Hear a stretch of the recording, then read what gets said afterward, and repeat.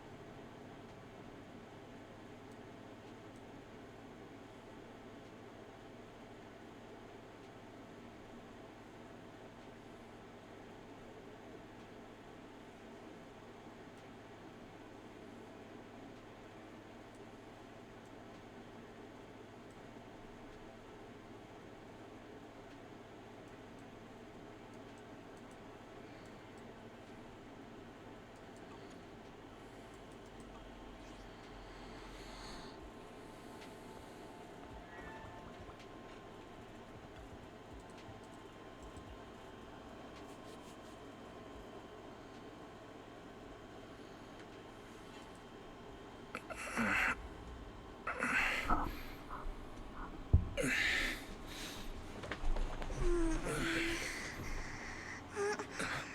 Phaethon, this time let me. Vivian? Vivian?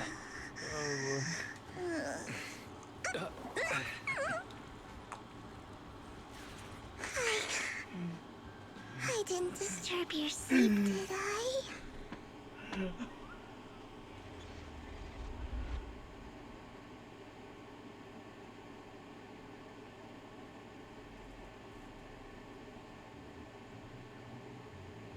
When I got here, the other Lord Phaethon said you were resting on the couch and just let me in.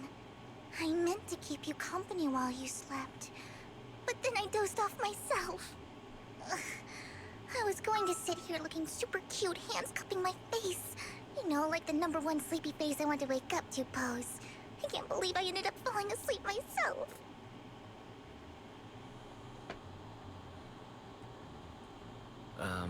Vivian, are you sure you're awake? That sounded like sleep talk. I'm sure sleeping in that position couldn't have been comfortable either. No, Lord Phaethon. I was just worried that I had disturbed your rest. Just being able to see you sleeping peacefully is already the highlight of my day. No, my entire month. Though it is a bit late, but... Good morning, Lord Phaethon.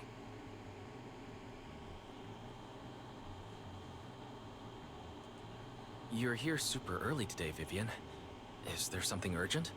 Mockingbird's death has stirred up quite the storm. I took some time to gather intel.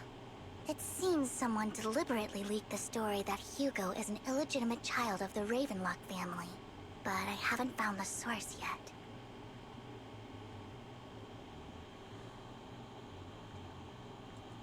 Could it be Hugo's uncle, Hartman?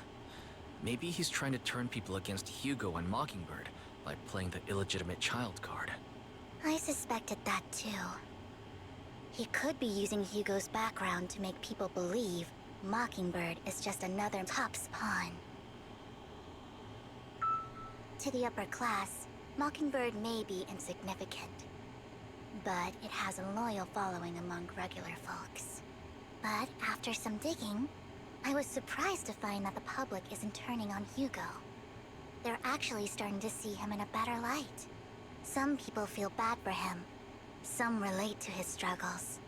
And Hartman's the one getting all the heat. Public outcry against Hartman is growing, with many believing he murdered Hugo for his own selfish gain. Tops is hosting an industry summit this week, a responsibility usually handled by the Ravenlocks.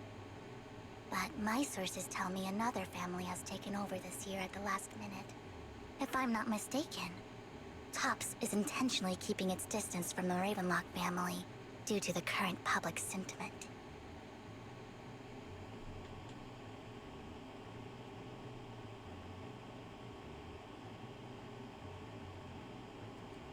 Based on our past experience with Hartman, he's not the type to sit back and let anyone mess with his power or interests. And that's what worries me. Hartman, in all likelihood, must have taken the sacrifice core.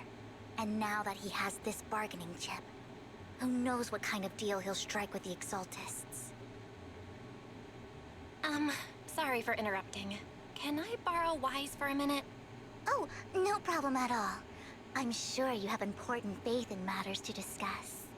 Take your time. I'll just be waiting outside. Wait! Don't go outside, Oh, don't mind me, Lord Phaethon.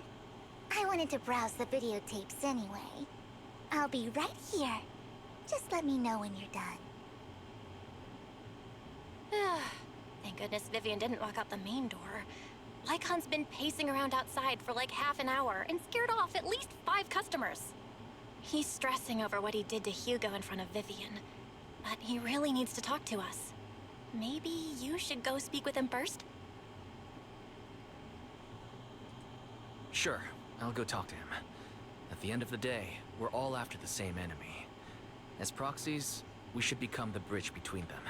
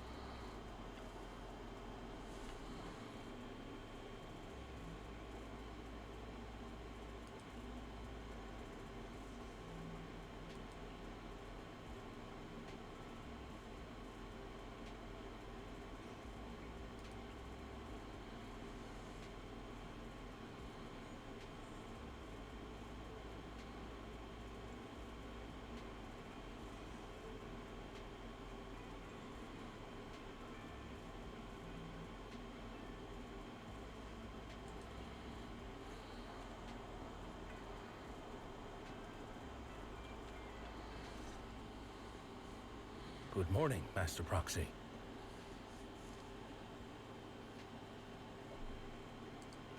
Good morning.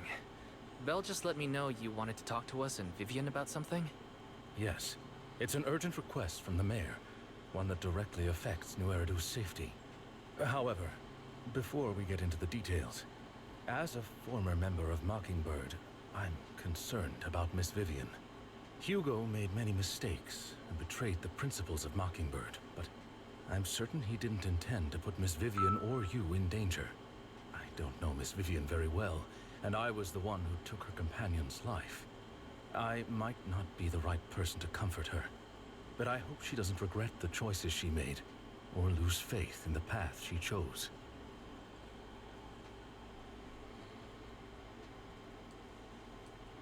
Vivian doesn't seem down at all. In fact, she's been actively gathering intel. I think she's handling this with even greater calm than I am. If you're feeling bad about what happened with Hugo, it might be a good idea to talk to Vivian directly.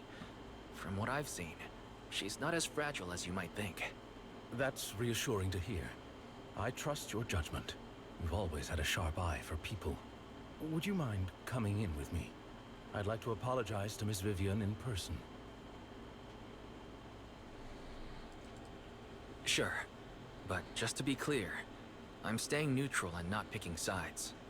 You both have your own stance on this. As a proxy, I'll do my best to help facilitate honest communication. I respect that. Thank you.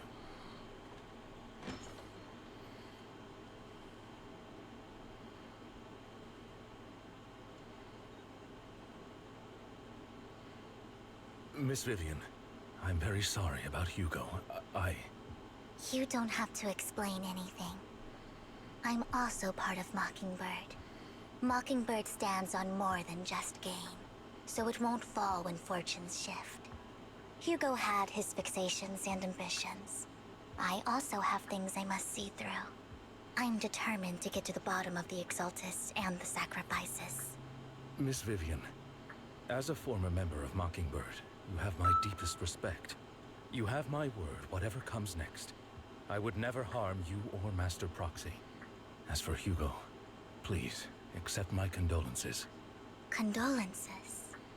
That's not necessary. Mockingbird has plenty of tricks up its sleeves. This isn't the kind of act that ends so easily. Wouldn't you agree? You're right. I'm glad you guys are on the same page. But why do I feel like I'm being left in the dark? Master Proxy, I believe we all share the same goal. Uncover the truth of the Exaltists and the sacrifices. The mayor has tasked me with inviting you to take on this mission, in hopes we can work together moving forward. If the mayor wants to work with us, I trust he will demonstrate his sincerity in kind. Mockingbird will not serve as a pawn for the powerful. That will never change. Of course. While the mayor cannot handle this personally, he will make sure we have all the intel and support we need. Miss Vivian, I know you have your own intelligence network, but for some high-profile shady dealings, perhaps the mayor can provide you a different perspective. Please, take your time to discuss. If you're open to collaborating, I'll set up a call with the mayor so he can speak with you both directly. Belle, Vivian, and I need to think this through carefully with everything at stake. It's not a decision we can make lightly. Of course, I completely understand. When you've made up your minds, you can find me at the Ballet Twins.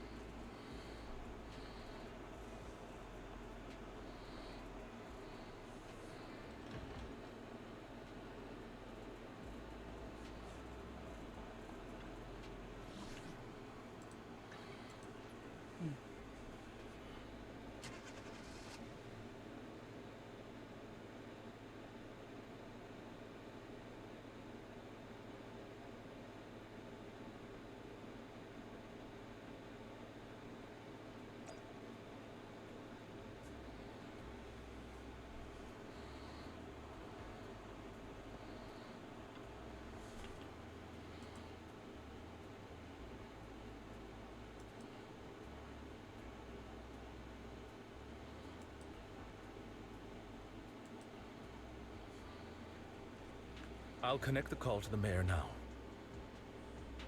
My dear friends, I'm glad you're willing to keep working with me. I'm truly sorry about what happened to Mr. Hugo Vlad. I didn't anticipate things would turn out this way. As mayor, I can't fully condone Mockingbird's actions, but personally, I had a lot of respect for Mr. Hugo Vlad. I looked further into Bringer's map. The sacrifices were created by an exaltist named Landon, who was active in Janus Quarter. Mr. Landon passed away in an accident a few years ago. Before he died, he was researching sacrifices and was said to have created a batch of serum that could turn living people into sacrifices. The problem was, the serum wasn't stable, and after his death, the recipe was lost. No one knows what happened to the exaltist in Janus Quarter back then.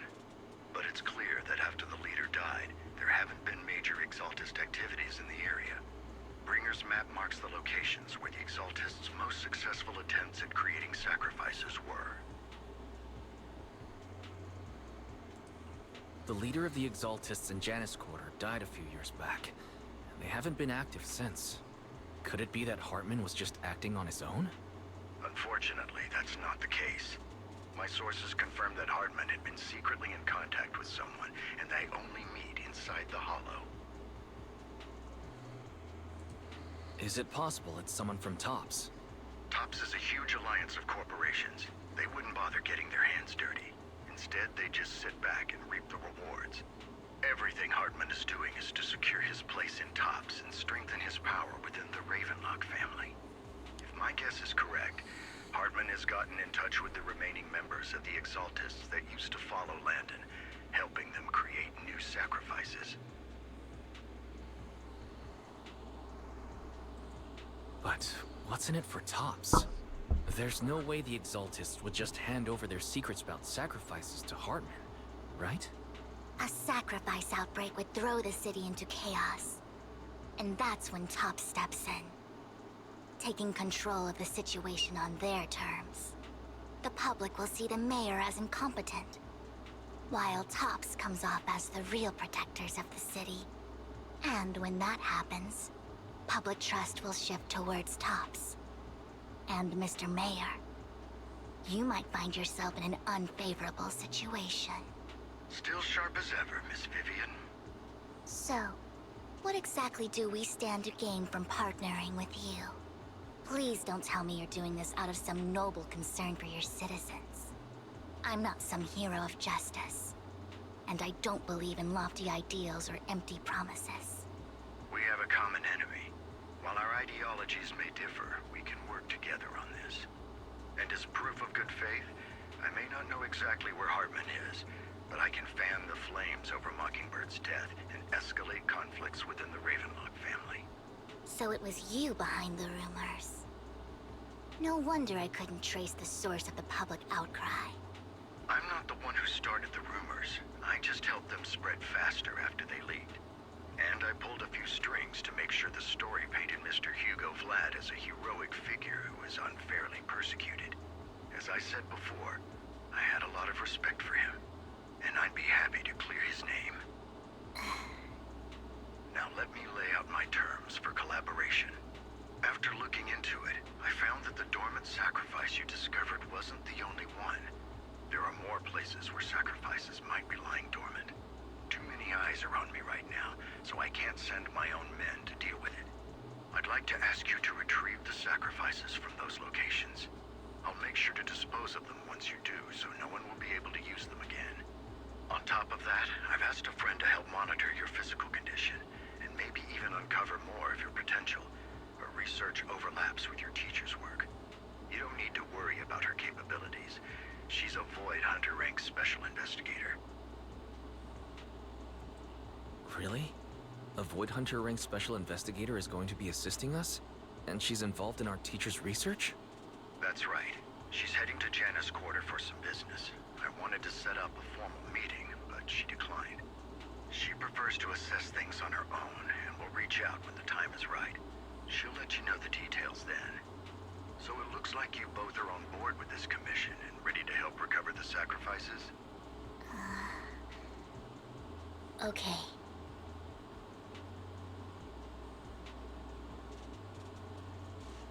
This affects a lot of ordinary people in New Eridu. We'll do our best. I know you won't let me down. Given our positions, we might not be friends, but we're definitely not enemies. I'll leave the rest to you then. I've got to go. Goodbye.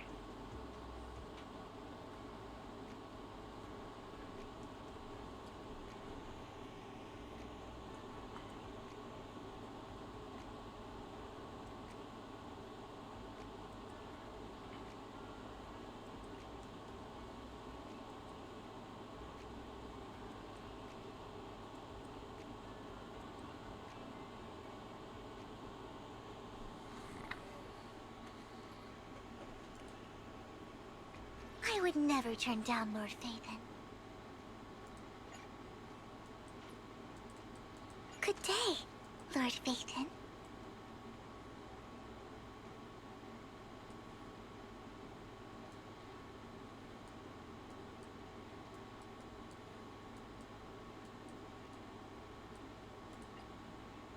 Pick me, and I promise you'll earn big.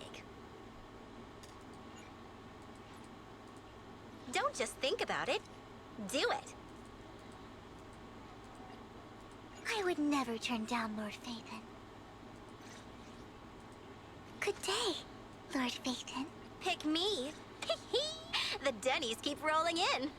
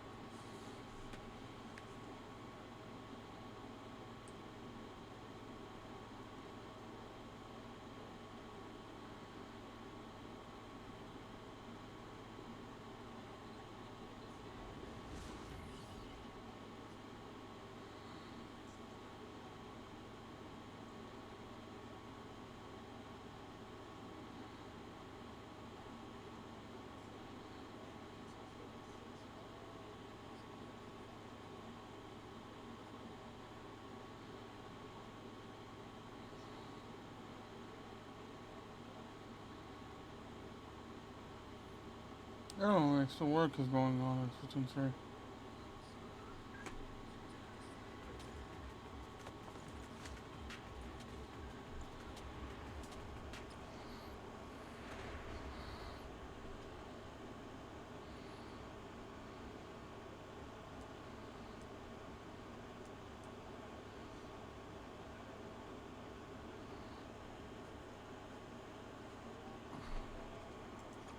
Lord Phaethon, thank you for trusting Mockingbird and me.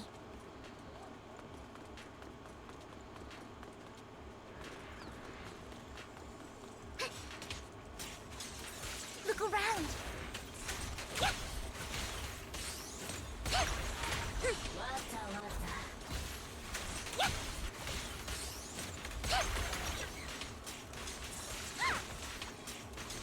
Don't touch me.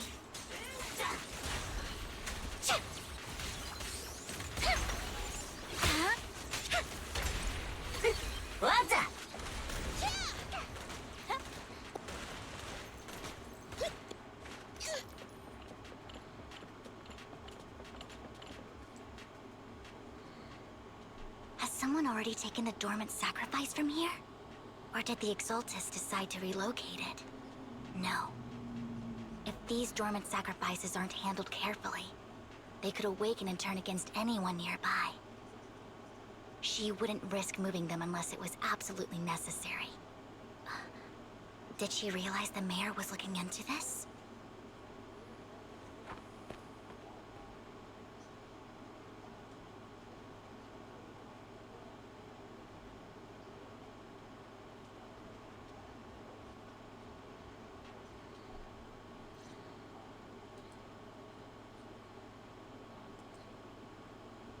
Did Hartman just make up this intel to get a shot working with us at Tops?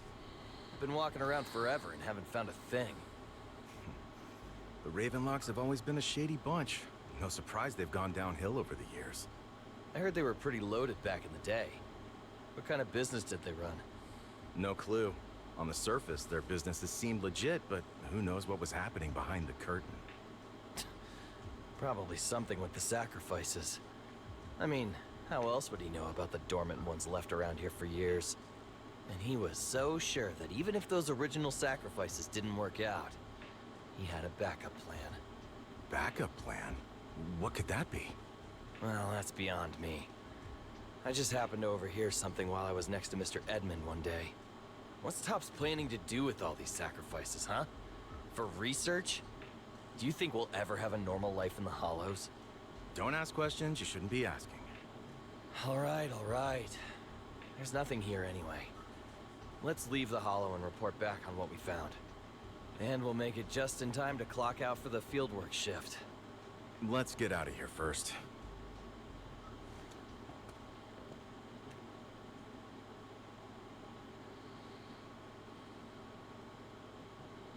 Hartman, that fool. He'll do anything to get into Topps, even if it means playing with fire. She's an exaltist. Human lives have never mattered to her. The more people get dragged in, the greater the danger. Vivian, you seem a bit frazzled. Who's this she you keep bringing up? I apologize for losing my composure. Please don't mind me. The she I'm referring to is with the Exaltists. Someone I have a history with. That's why the moment I heard about the sacrifices, I felt compelled to uncover the truth. I never meant to hide anything from you. It's just that, for me, the Exaltists bring back painful memories. And I'm not ready to face them yet. So, Lord Vathan, please give me a little more time. Once I've gathered my thoughts, I promise I'll tell you everything. Sure. I'll stop asking. What's more important than an unspoken past is the person standing in front of me now. As for everything else, we can talk about it whenever you're ready to share. Lord Vathan, if we weren't in such a hurry, I'd spend 3 whole hours singing your praises. I'll make note of this and make sure to get it done before bedtime. First things first, let's track down those dormant sacrifices. The Exaltists have probably realized someone's after them by now. I wish we knew what Hartman's backup plan is. I just can't shake the feeling that something bad is about to happen.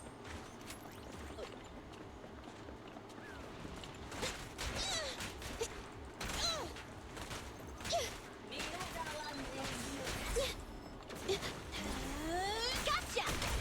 Nana!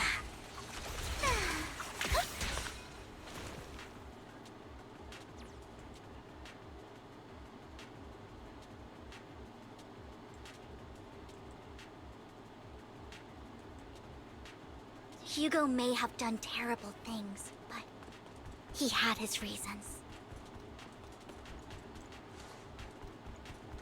Mockingbird might be seen as the bad guys by a lot of people, but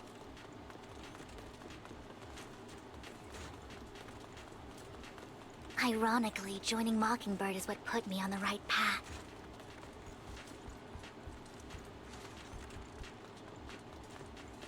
For the first time, I'm needed for more than just my curse.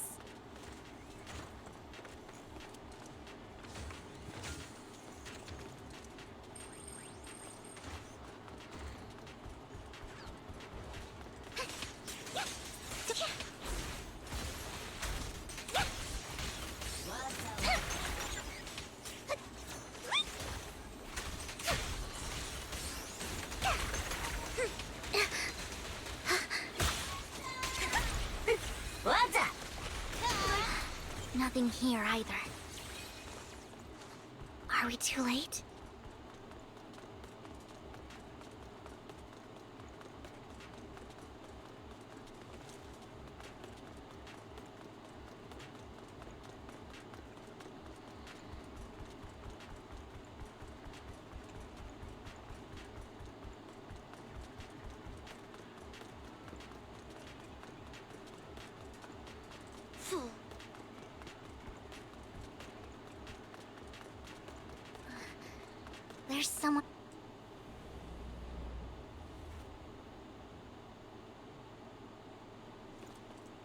touch me.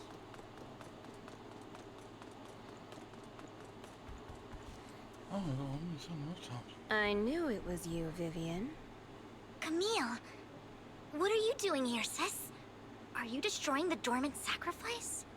Vivian, don't call me sis. I'm not your sister. Are you trying to stop the Exaltists?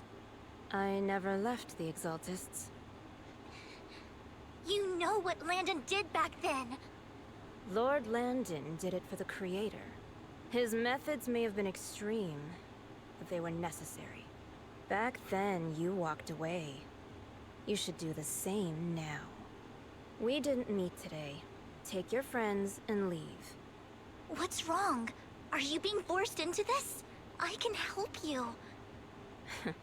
Help me? Like how you helped her? Vivian, you're crying. You see me, don't you? No, You haven't changed a bit, Vivian. No need to hide your tears. I know exactly what's ahead for me. You've made your choice, and I've made mine. One last piece of advice. Stay out of this. She loathes you. I won't tell her we met today. Don't show yourself around us again. Camille!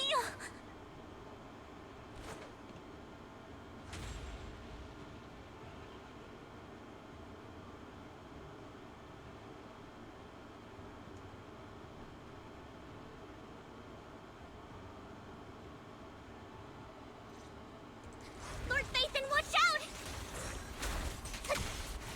I'll tell you what that was about later. Stay awake. Let's take care of the ethereals first.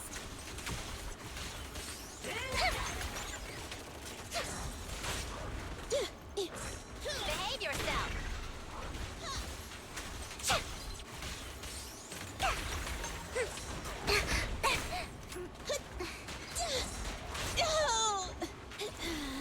Gotcha! Out of my sight.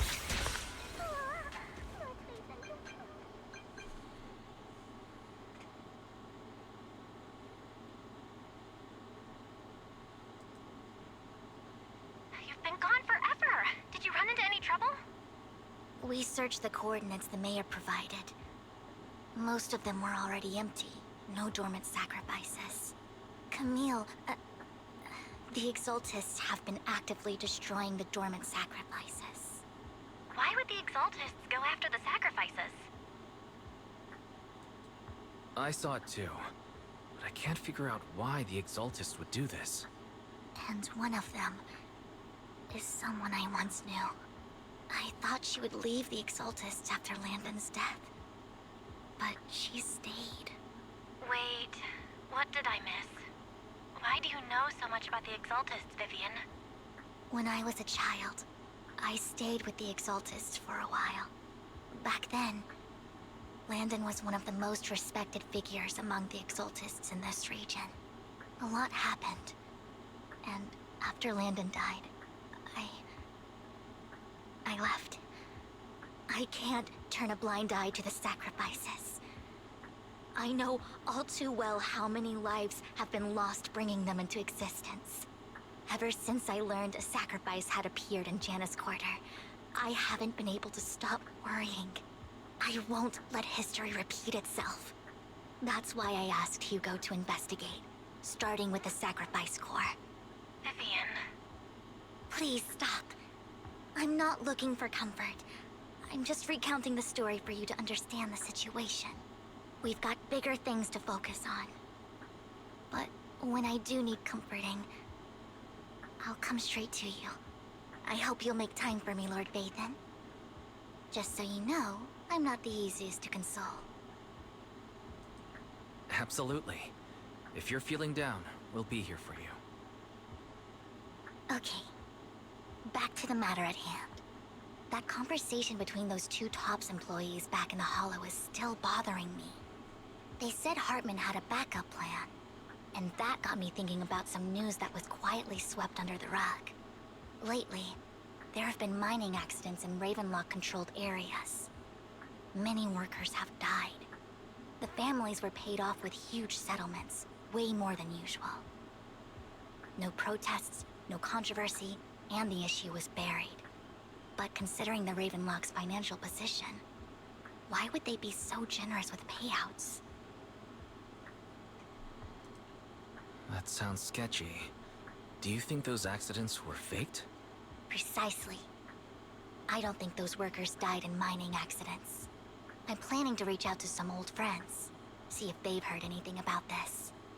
Do you have time, Lord Phaethon? My contacts are just near 6th Street. Care to join me? Sure. Let's go together.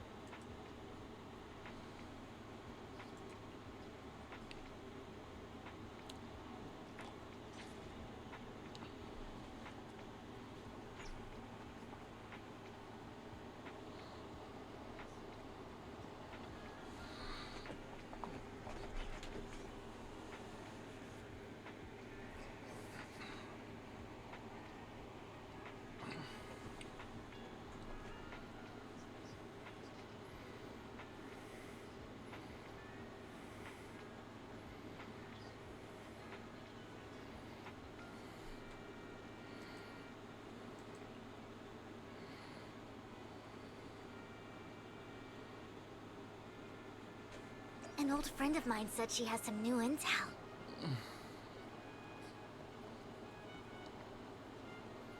She's like a mentor to me.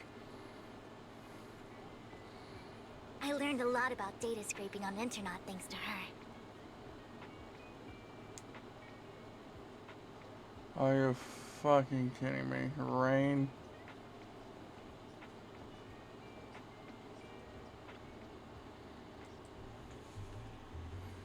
Rain! Long time no see. Yeah, it's been a while. Rain? So you're the old friend Vivian was talking about. Yeah, Phaethon. Long time no see. Rain! You actually know that Lord Phaethon is Lord Phaethon? No, I mean, you actually know Wise is Lord Phaethon. I didn't know right away. One time, I needed a favor from Nicole. I only found out after meeting them. I mean, who would expect a legendary proxy to be running a video store for a living? Oh, by the way, your idol... Rain! Let's not bring up old stuff. Lord Phaethon wouldn't be interested in that. Why are you all tense? Right! Lord Phaethon lives on 6th Street too, and might know your idol. Remember when you traced that post on Internet to 6th Street and actually went to check it out? And you came back all bummed, spouting nonsense. Like there was only a black cat at the location, and maybe your idol is actually a talking cat. Or something like that. I think I know that black cat. It hangs around our shop now. Lord Phaethon, please, let's drop this topic. Come on, Vivian. It's been years and you still won't say who your idol is. If you'd just let me, I'd have tracked them down ages ago. I get it. You want to find the person who's important to you on your own. But you've tried so hard already. It's okay to lean on me a little, you know. I'm sure your idol won't hold it against you. I shouldn't have come to see you. Huh? What's wrong? Rain, Vivian said you might have some intel for us. Should we get into that first? All right, let's get down to business. Here's something I'm pretty sure about. The Ravenlock family's claim that those missing workers died in an accident? Don't buy it. The last signal from those workers was near the Hollow, then communication went dark. I think they were taken into the Hollow. And yesterday, I picked up that the Ravenlock family secretly hired some people to search the Hollow's perimeter. I caught a weird distress signal from someone and managed to track down the source. When I tried to reach out, the signal cut out completely. The last trace of the signal was near Lumina Square. Finding someone in real life isn't really my thing, so that's where you come in. Okay, we'll take a look around. You just said this is something you're sure of. Do you have anything you're not so sure of? I dug up some info online, and one thing stood out. A few days ago, there were some creepy sounds coming from an abandoned warehouse by the port. The place was locked up, so no one could see what was happening inside. Not sure if it's related to your search. If you don't find anything useful around here, it might be worth checking out. Well, that's all I have for you. Thank you, Rain. Don't get all emotional on me now. I'm just helping out a friend. This one's on the house. Consider it payback for the favor you did me last time. But if you still want to find your idol, hit me up. I've been curious for what... Alright, don't worry about it. I'll manage it myself. Stop being so nosy, Rain. Nosy? Nah, just professionally curious. What kind of person is worth all this searching, huh? But honestly, whoever they are in real life, they've become a part of you. You've come a long way in this search, Vivian. I much prefer the person you are now. So if you find this person, don't chicken out. Go meet them. People will appreciate you for who you are.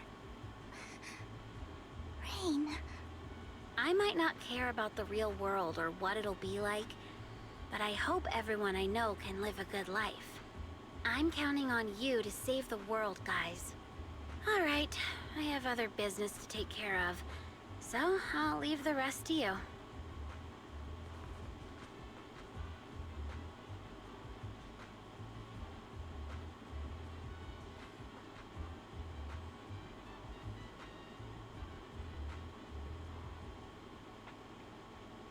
Lord Phaethon, please pay no mind to what Rain said.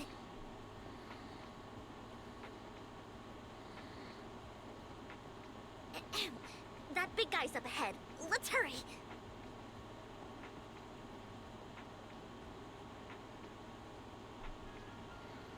Mondenibo?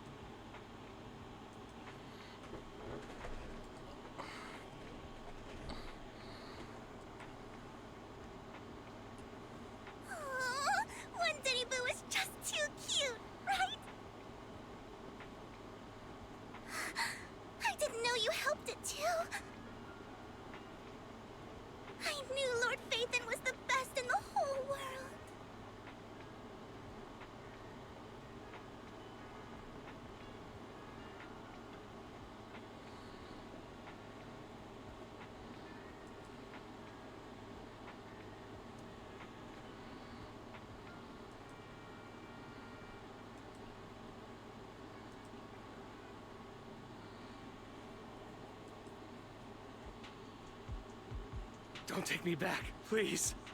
I was wrong. I know I messed up. I don't want your money anymore. Please, no. Calm down.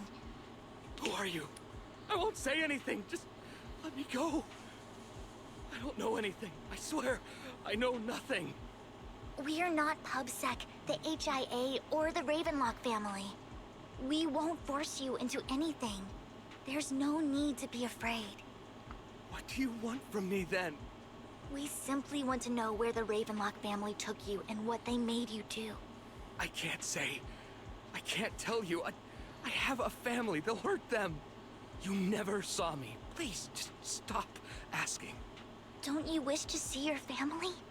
I don't deserve to see them. It's my fault. I was greedy. I did this to myself. But your family must miss you dearly. I'm sure they won't blame you. No, it's my fault.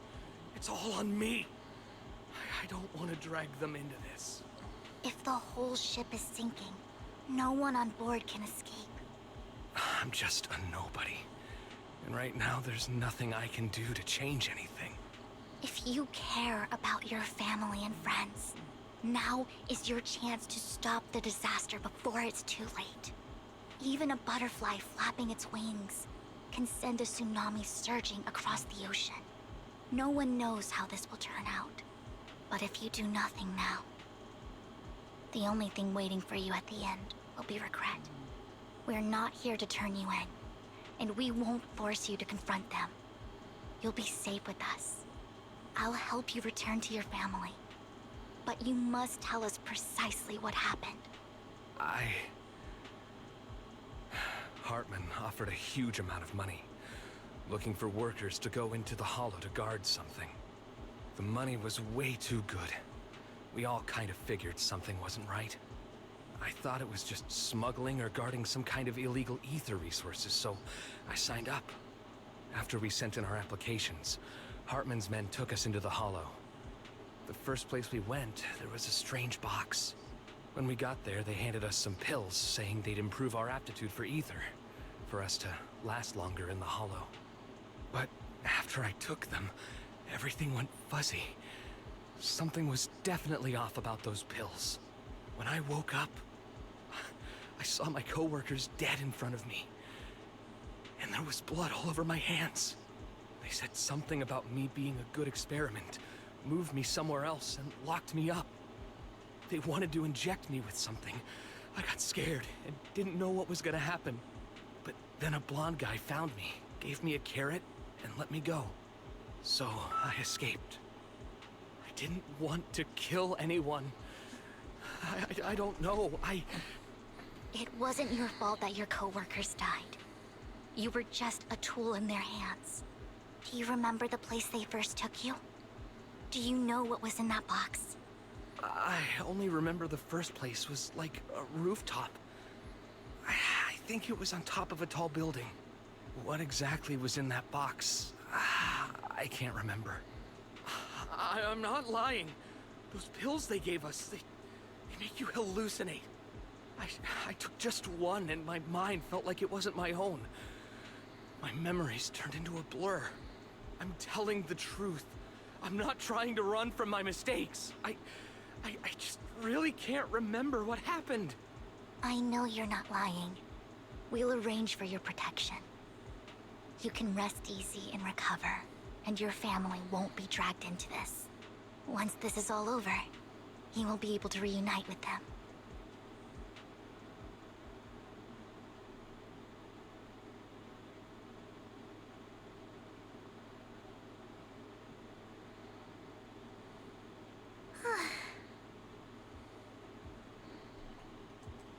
Sometimes I wonder if you've had some kind of special training, Vivian. No matter who you're up against, you seem to analyze the pros and cons and make a judgment in no time. Actually, I wasn't always like this. I used to run away when things got tough. There was even a point where I just wanted to disappear. As if my very existence was the source of suffering. I wondered. Perhaps leaving it all behind could put an end to the pain.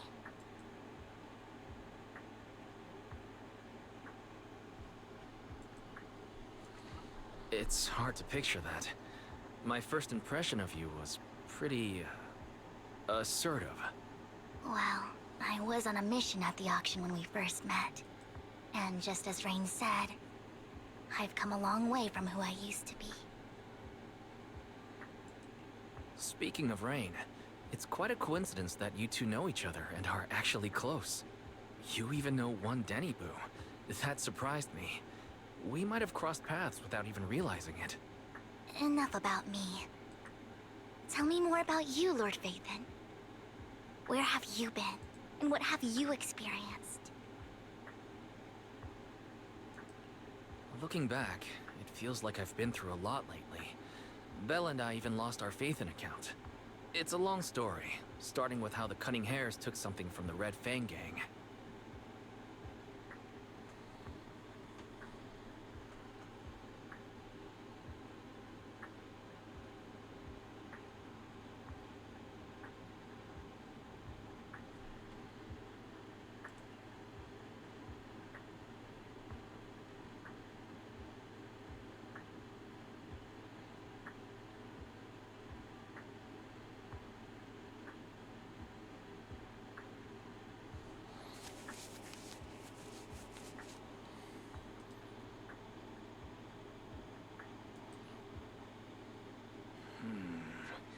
It should be around this area.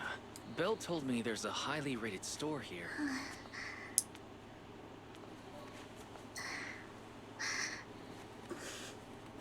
Lord Vathan! What's wrong? I've seen that black cat on 6th Street. That harmonica in the outer ring you mentioned. I've heard it before, too. I've even been to the monument outside Hollow Zero.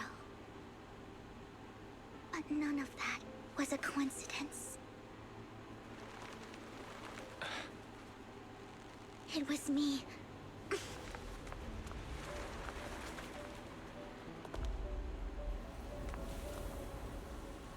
Following you, and now I've finally made it to your side.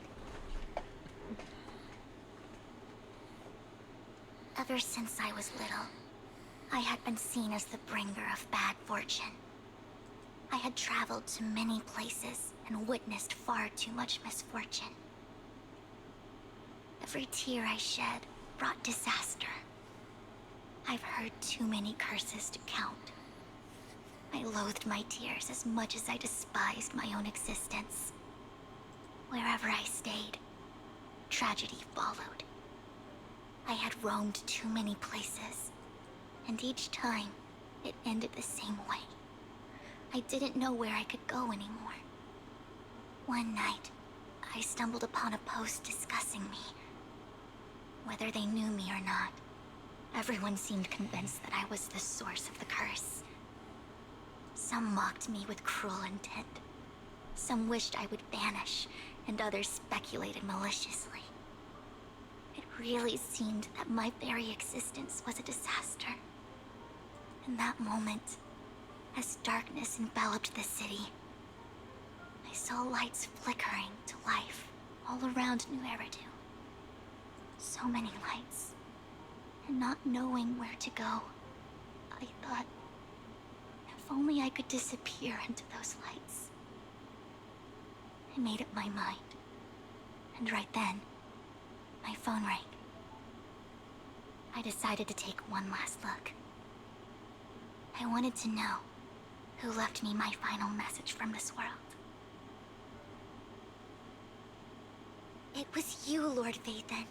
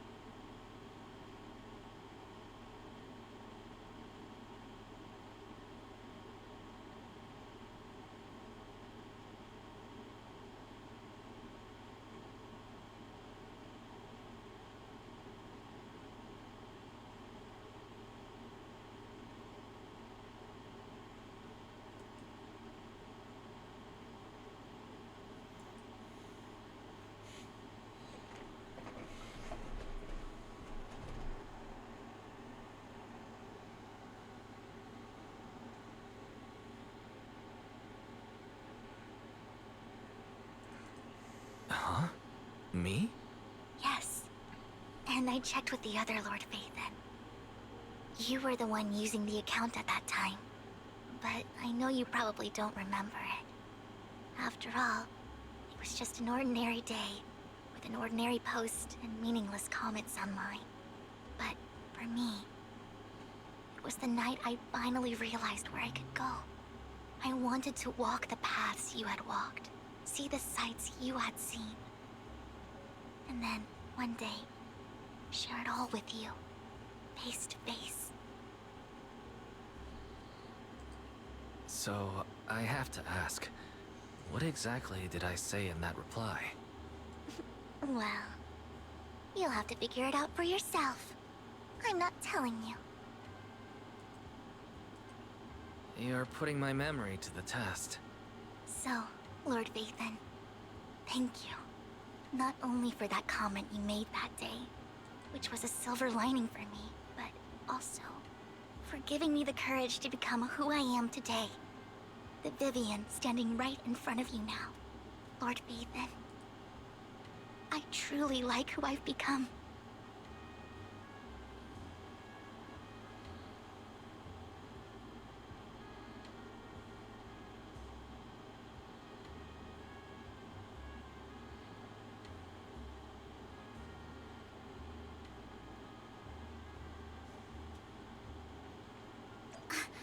Lycon just sent a message. There's an update. Let's head back to the video store and go over the details together.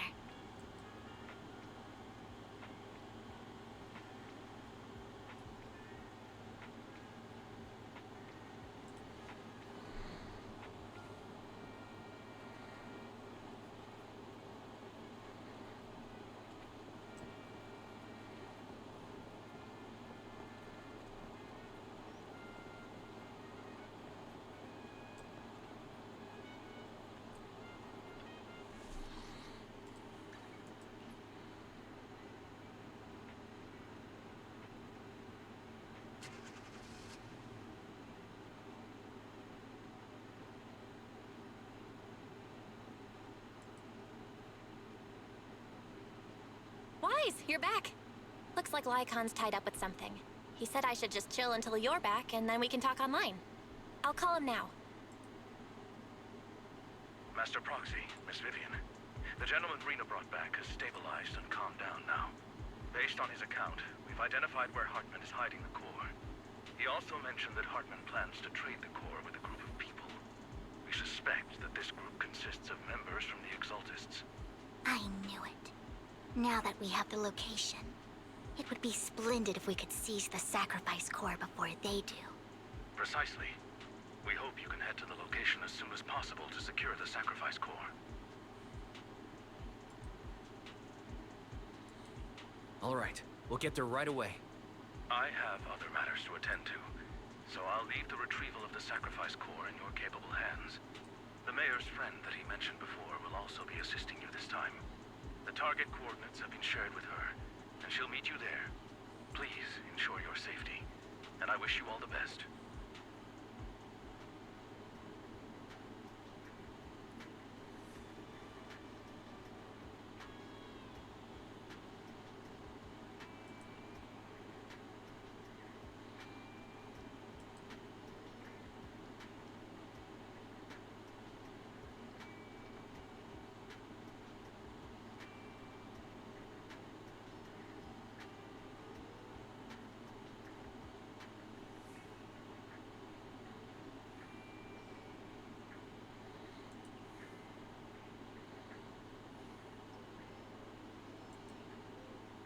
Good day, Lord Phaethon.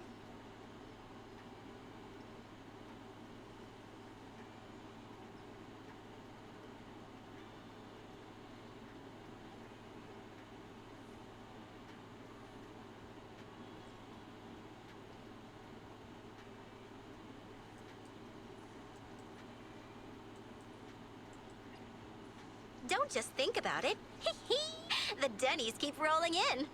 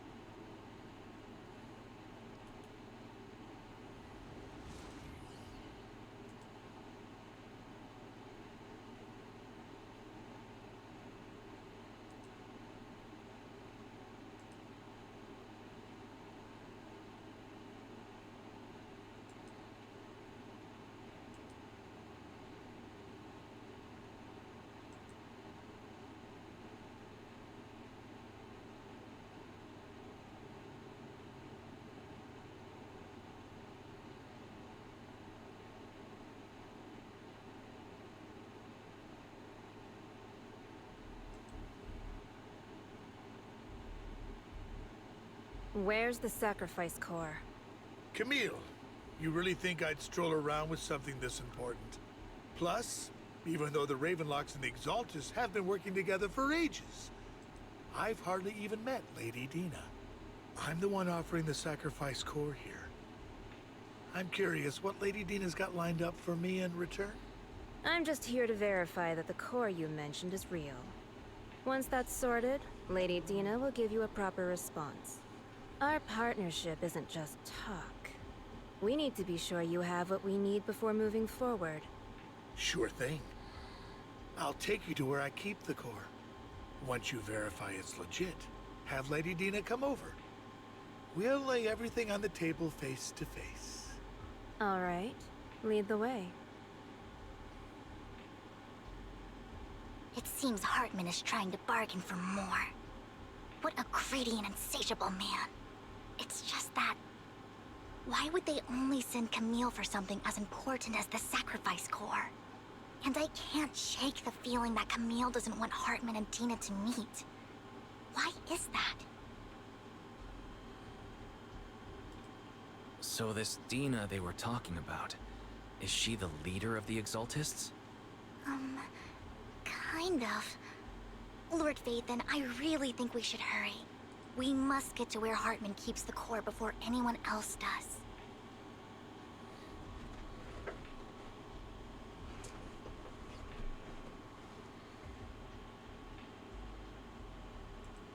I've mapped out a shorter route, but there will be ethereals along the way. I'll leave the fighting to you, Vivian. Don't worry, Lord Vathan. You're in capable hands. I'll ensure your safety.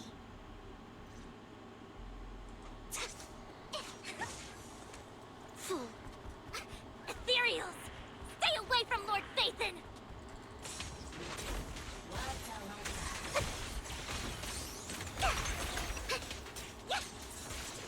Fine.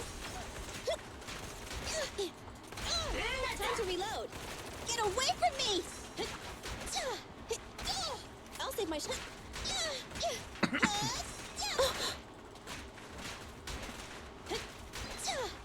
Gotcha!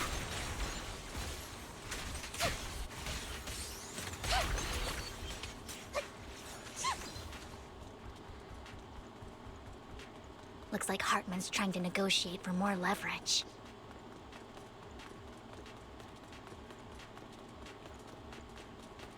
Let's get out of here before we're spotted. Guilty.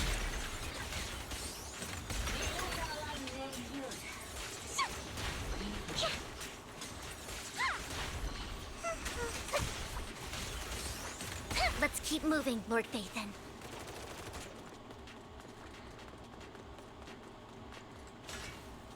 Don't touch me.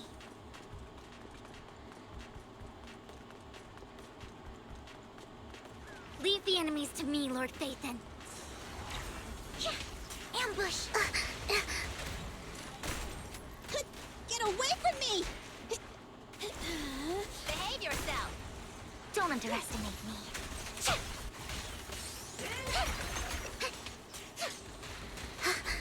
You better not get my dress dirty.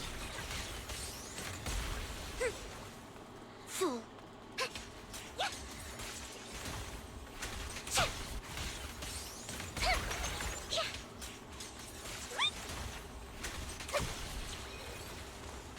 Don't touch, look around.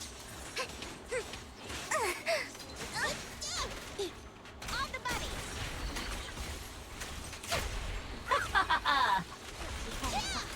Oh, for Lord Vathan.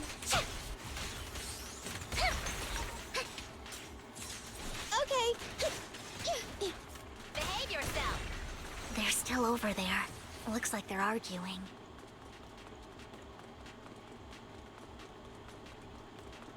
This is our chance. Let's hurry.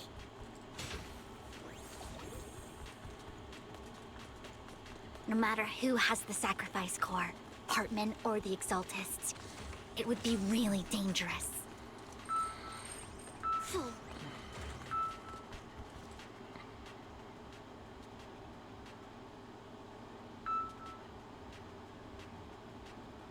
Hand over what's in the box. Or we do this the hard way. You sure talk big, little girl. Let's see if you can get past me first. Don't underestimate me. Let's hurry and secure the sacrifice core.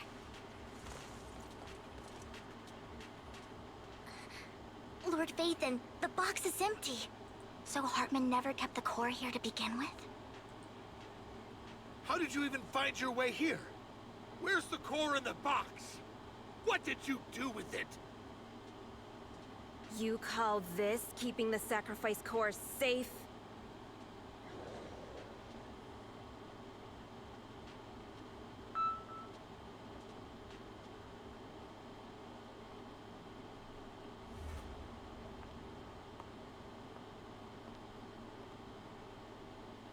Vivian, it's been ages. Dina! Oh, she seems Oh like a good my, girl. you actually remember me. So sweet. Look at you, thriving.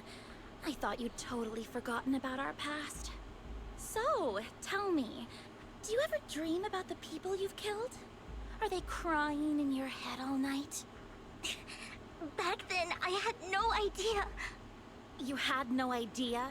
While you were soaking up all that love from your daddy and everyone else, you had no idea what was going on? I wasn't... Lady Dina, Miss Vivian didn't actually... Camille, when did I say you could meet up with Hartman today? I just wanted to make sure the sacrifice core is legit. I was worried Hartman might try to pull a fast one on us. Really? So loyal. I thought you'd be more like the old days. Just a few words from Vivian, and you'd be plotting my demise. Just like what you did with Father. I won't, Lady Dina. Don't even think about betraying me, Camille. You owe me for what went down back then. However, I do understand your worries. This core, it's fake. No way! I got this straight from Hugo. It can't be fake. How can you just claim it's fake without any proof? Ugh, seriously?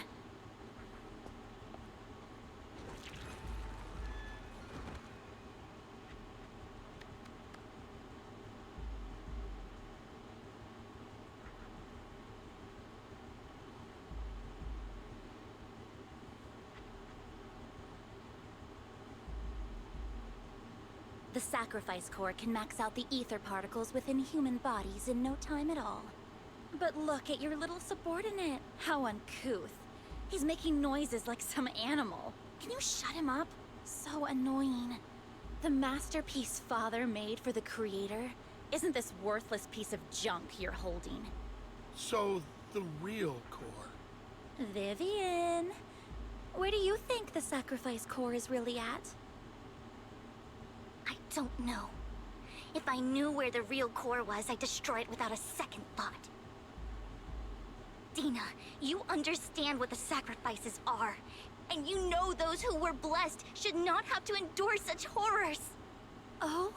They shouldn't have suffered those horrors? Weren't you the one who decided if they'd be blessed or not? If it weren't for your tears, how would they have encountered such misfortune? How self-righteous, Vivian. Their fates were in your hands. It was you who brought disaster on them. Landon just needed an excuse. He needed someone to blame. Whether I shed tears or not, he'd treat living beings as mere subjects for his sacrifice experiments. Dina, you know all of this. Landon even went so far as to sacrifice you. Shut up, shut up, shut up! Father did it for his great cause. Vivian, why do you always mess everything up for me? Everything! You did it before, and now again! You just had to ruin my plan. I was so close to fulfilling Father's last wish. If you don't give me the sacrifice core, be prepared to become food for the ethereals. I told you I don't have the sacrifice core. Otherwise, I would have destroyed it already.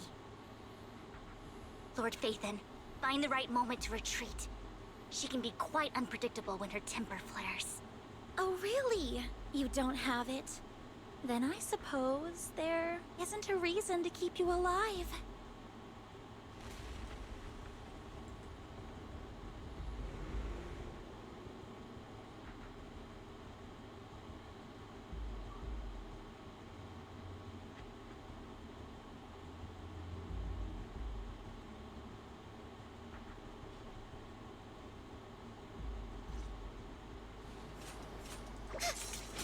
More ethereals are coming.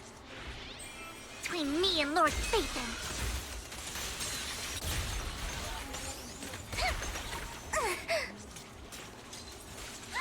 Stinger? You better not get my dress dirty. What? Too many. There's no chance to get out of this. All for Lord Phaethon. Remember to smile!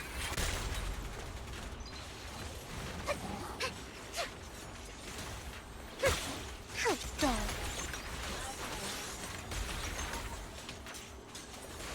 I'm here. On the buddy. Don't underestimate me.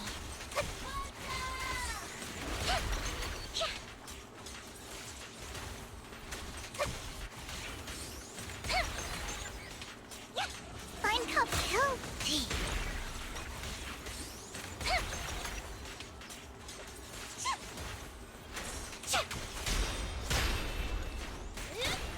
Stay away from Lord Phaethon!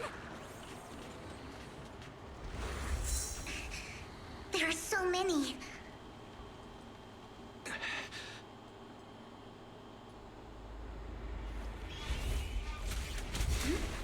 It's ink?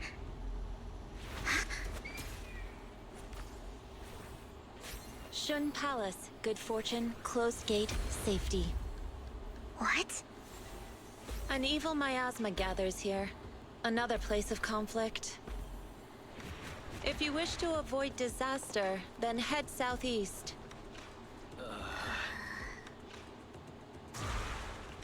Now! Thank you.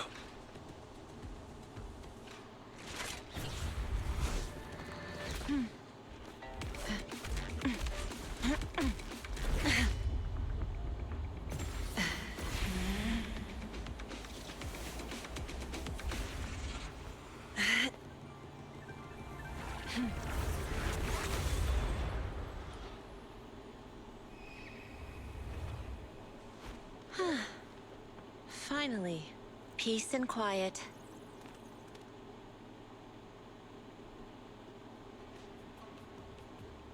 You must be wise, right? Mayflower mentioned a special partner might need my help. May I ask, who are you? I'm the 13th generation master of Yunque Summit. You can call me Yixuan. Mayflower passed along your info, and I was curious what kind of person you are, so I came to see. At first, I thought it might be a hassle, but your energy feels really calming. Quite nice, actually. So, you're the investigator the mayor mentioned? Yes. He also asked me to be your temporary teacher and offer you a bit of guidance. Guidance? What does that mean exactly? Unfortunately, this isn't the right time or place to talk. I have some investigation work to catch up on, and it seems you've got quite a lot on your hands, so let's part ways for now. I'll find a good time to visit you soon.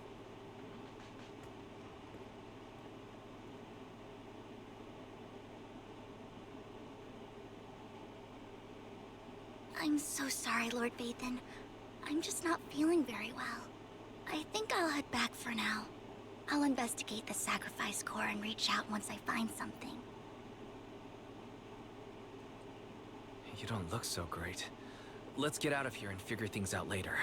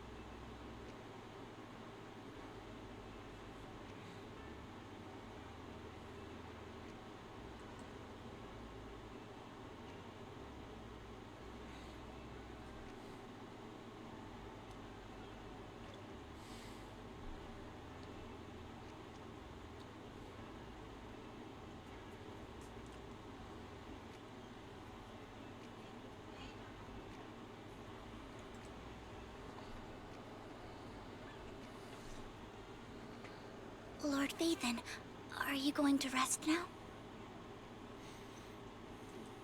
I can head back later, Vivian. You seem a bit off since we left the Hollow.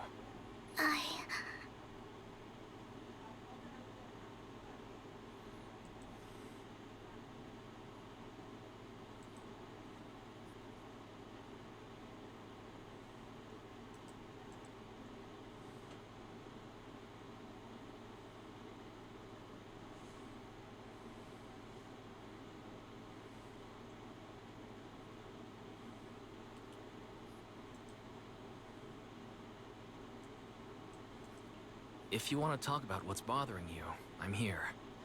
Sometimes it helps to get it out. I didn't mean to keep my past from you, Lord Phaethon. When I was little, people thought I brought misfortune, so no matter where I went, no one wanted me around for long. Then, one day, Landon adopted me and brought me to the Exaltists. There, I met Dina, who was so kind to me, treating me like a dear sister. She told me her father, Landon, was a great man who'd one day make everyone stop fearing the Hollows, so all life could live freely inside and outside of them. Tina helped Landon pick people for the blessing, and everyone in the Exaltists respected her greatly. Those who received the blessing would have a better ether aptitude, allowing them to enter the Hollow freely without fear of sudden disaster. Back then, Dina would chat with me every day, always about the Exaltists and her father. But things between us shifted when Landon asked me to step in for Dina. Landon told me I didn't only bring misfortune, and that if I listened to him, I could actually help people. After that, he'd take me to meet people, and if I shed tears, he'd give them a blessing medicine. Those who got the blessing could dodge calamities. At first, I was ecstatic, thinking I could help others. I shared my joy with Dina, but that was when she started to pull away from me. Was that blessing medicine the same sacrifice serum Bringer had? Yes, to be precise, it was an early version of the sacrifice serum. Landon's medicine wasn't stable. The medicine Landon developed could boost abilities quickly, but also sped up the development of ether corruption. In the end, most people turned into ethereals, and a few became sacrifices, losing all human consciousness. The ethereals were killed while the sacrifices were given to the higher-ups of the Exaltists. The Exaltists wanted the sacrifices to hold human consciousness, so Landon's medicine was seen as a failure, and he gradually lost influence within the Exaltists. One day, I saw Dina, and tears streamed down my face. In a bid to save his reputation, Landon decided to let his own daughter receive the blessing. I had always thought that getting the blessing was a good thing, until I saw terror in Dina's eyes that day. That evening, I broke Landon's rules for the first time, and followed him out of the Exaltist's residence. I trailed him to the Hollow, where I witnessed someone who had been blessed becoming corrupted. In the end, that person became an ethereal. Then, without hesitation, Landon killed him. Before Landon returned, I went back to the residence and snuck into his study. And there, I uncovered the truths I just told you. And just a few days later, it was time for Dina to be blessed. I wanted to save her and stop anyone else from getting deceived. So, that day, I told everyone present that Landon should be the one to receive the blessing, not Dina. At first, Landon argued, and no one believed me. But, in front of them all, I looked at him and let my tears fall.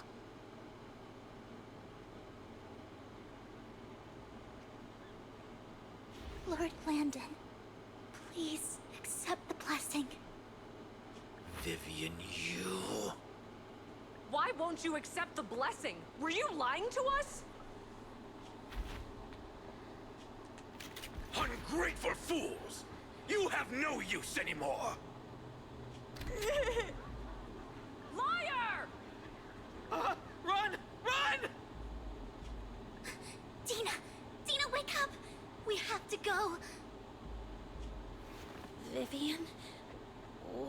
happening? Listen to me. Lord Landon's so-called blessing isn't...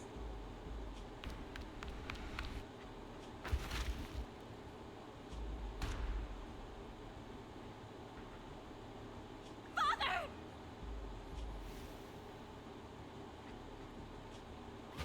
No, I was just... Mom, I want to go home. It's got nothing to do with us.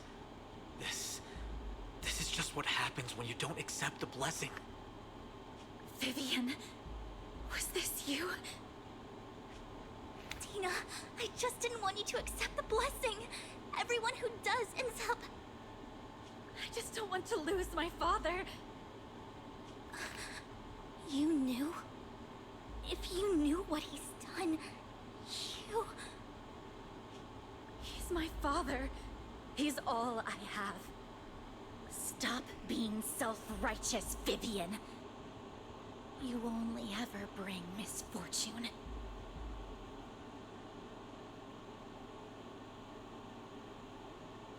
I thought once Landon was gone, Tina would leave the Exaltists. I never expected her to continue his research, or that Camille would stay. Camille lost her entire family in a hollow disaster, so she's always supported the Exaltists. She's not a bad person. She's just someone searching for hope. She joined the Exaltists very early on, and even watched Dina grow up. That day, she was just so desperate to save Dina that she...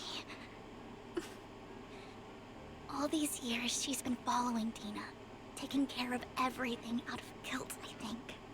But I didn't just fail to save Dina. I trapped her.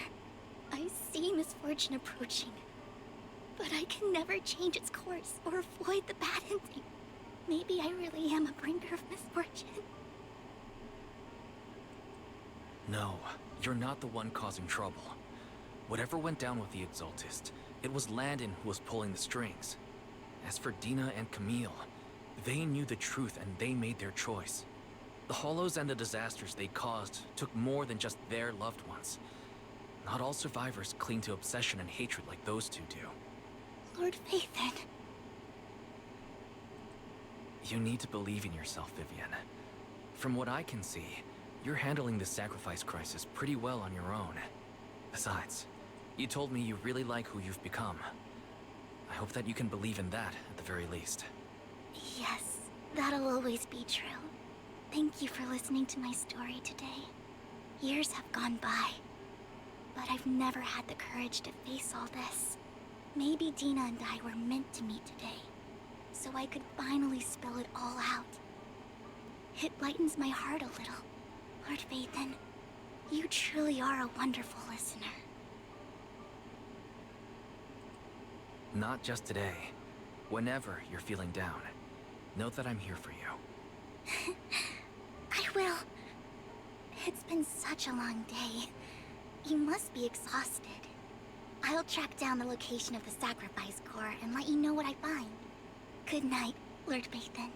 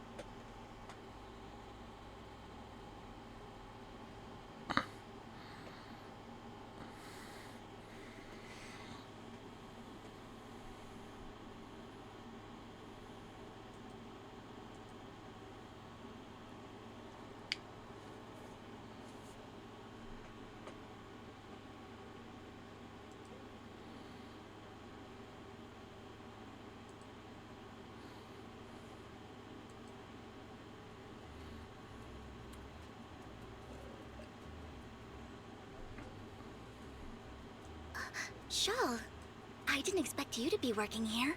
Perfect. I was just covering someone's shift. The screening here is super strict, and I was afraid the supervisor would realize I was new and subbing for someone, so I hid in the control room during the supervisor's inspection.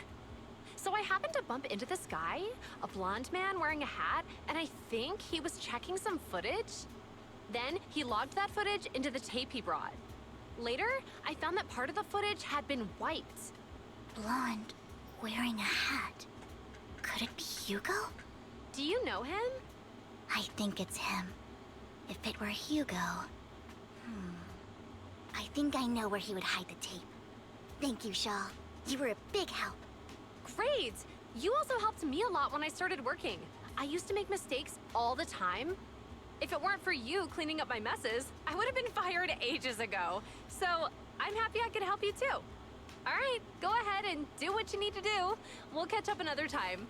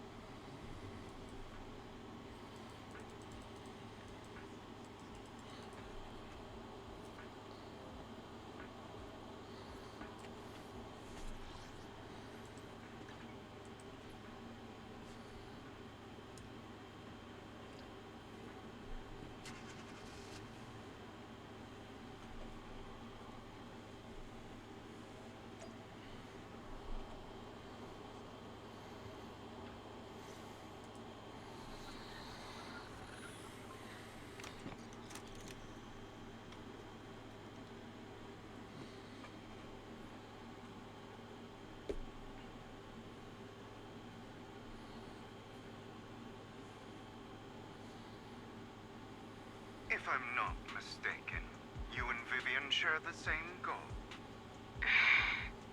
Silence is no good for negotiation. I just don't want Dina to reach a point of no return. Hasn't she already reached that point with what she's doing? The formula for the Landon serum was lost, but a batch survived, and Dina was able to develop a substance that can be used for mind control. She's trying to combine the two to make sacrifices that would obey human commands.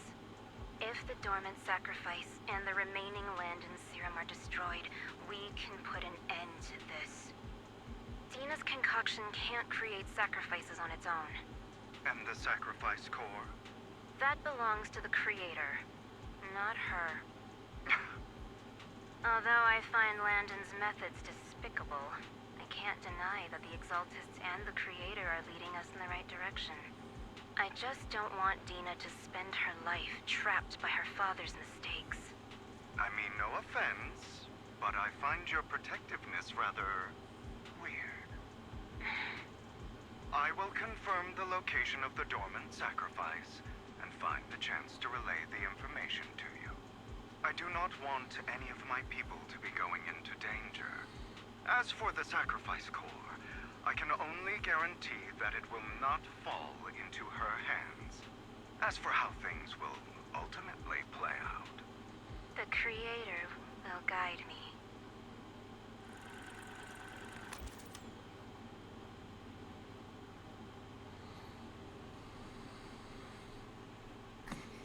Camille was actually destroying the dormant sacrifice? Compared to Camille's motives, I'm more concerned about whether Hugo has more plans lined up. Hugo... Wise, Lycon just sent a message saying he's got something urgent that he needs to talk to us about now. All right, let's patch him in. Master Proxy, I apologize for disturbing you. We have just learned that the Ravenlock family will host a banquet tonight. This banquet is rather special, as they're allowing members of their family to invite business partners to attend. With Hartman at the center of controversy, there are many members of the family who are eager to use this opportunity to replace him. The mayor has been spreading rumors of a young tycoon who inherited a sizable fortune and is looking to partner with a person from an old and influential family. This information has lured a young man named Burton from the Ravenlock family. So... you want me to pose as this tycoon, and use Burton to infiltrate the banquet? Correct. And Hartman's study is also located within the venue. I see. Hartman's study might hold valuable information. It seems like there's nothing left for me to do. You can attend as her +1. +1? Lord Phaethon, please go with me! Master Proxy, it seems Miss Vivian requires your presence, so... Yes, just your presence will help me immensely! Sure.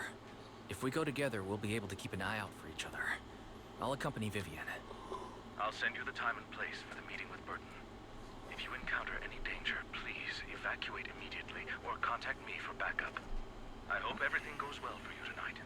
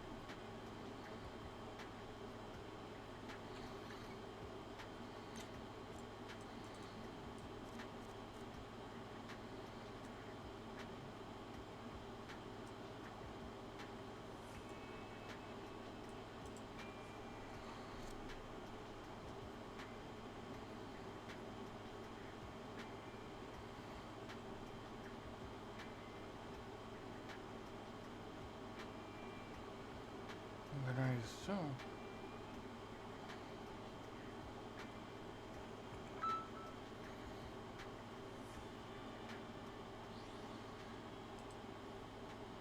I'll be right back.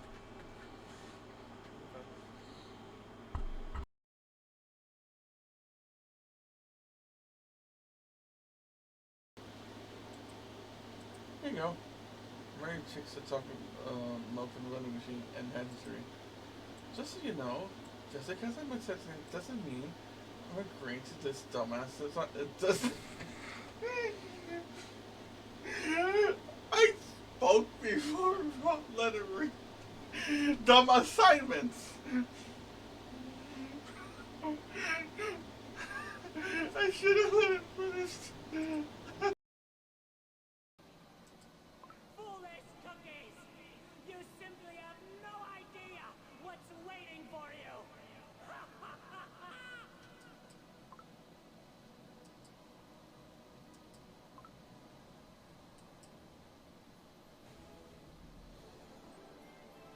I don't know why. My brain is thinking about like that one scene from Fullmetal Alchemist Brotherhood where like when Edward finally meets Al's body and when he gets yanked by the door to get sent back to the normal world.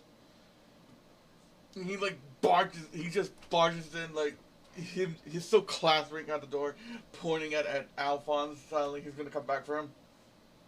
My brain just thinking of imagining that like with Shao Milk cookies like we will return and so like that. Like oh, actually that might try that.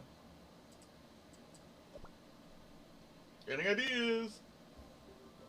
Caught in the middle of a zombie fight. A zombie just appears behind me and starts fucking my ass. Is this thing humping me? What the fuck? We are not necrophiliac. I know what this is. The jockey would like disagree. What's this? Okay, well the jockey is another fucking story. Okay, hold on. I'm not fully zoned in because I'm playing something right now while streaming. What? And I hear this is not necrophilia. What the fuck is going on? Don't worry about it, Dan. I feel like I had a mini stroke with me going. Oh, hold on. Hold up, wait. 2. Watch one of me Pattaya Dragon Cookie. That would be really funny. Yeah, it would. There's the first one.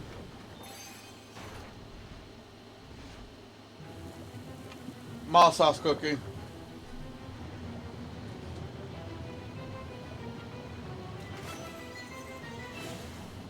Yeah, she's maxed out already.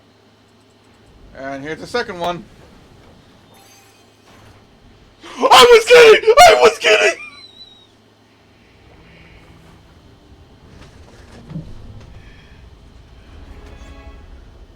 Well, there you have it.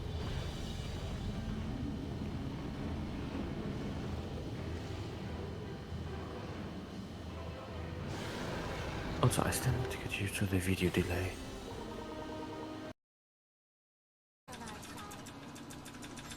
Sorry to break it to you, but this is the end. Let's keep the momentum going.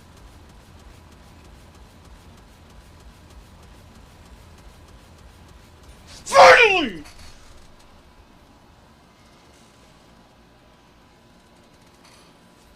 After all that, I deserve a compliment. Oh my god, the freaking... My body just went cold for a second. I don't know what that means. Your blood ran cold. The only explanation. However, it also comes of the elation that you finally fucking did it. 2 fucking weeks. Okay, looks like I do not need to continue the paid saga anymore. Here you go. Married chicks that talk milk from the vending machine and had history. Just so you know, just because I'm accepting it doesn't mean I'm agreeing to this dumbass. It doesn't. I spoke before. Let it read. Dumb assignments. I should have let it finish. Foolish cookies! You simply have no idea what's waiting for you!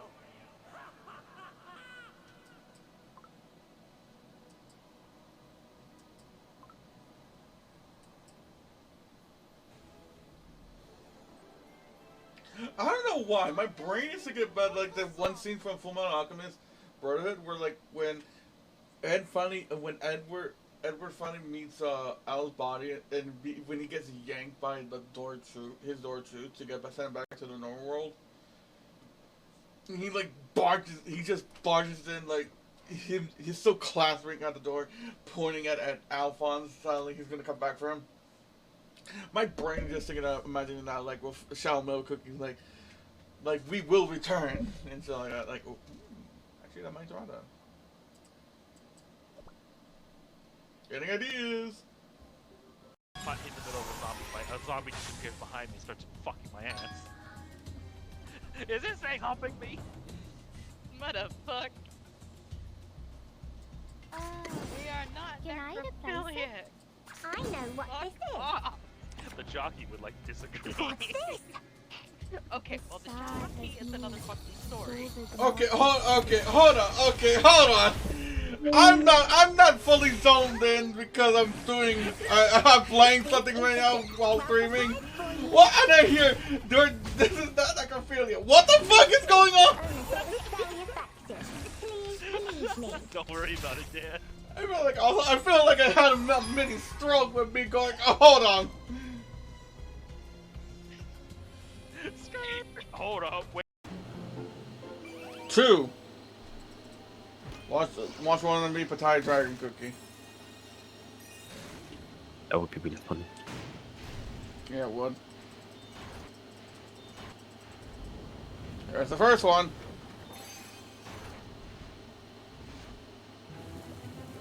Mild sauce cookie.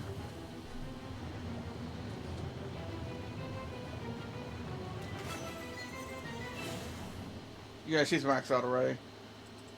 And here's the second one. I was kidding!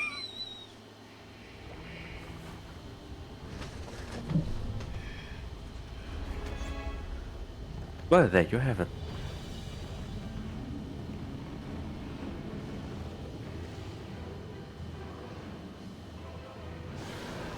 Also, I still need to get used to the video delay.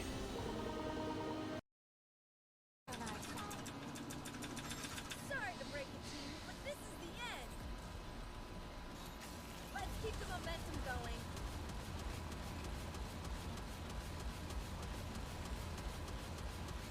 Finally!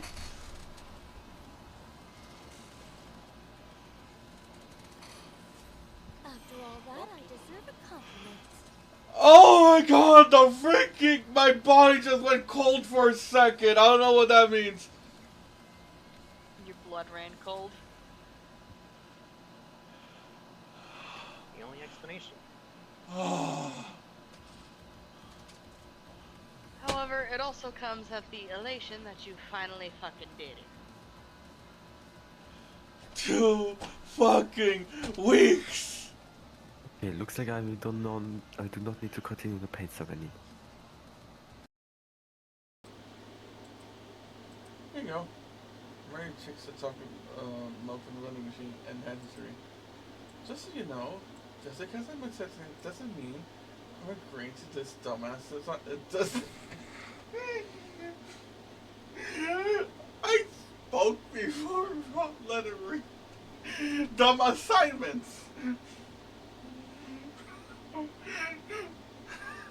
I should have let it finish.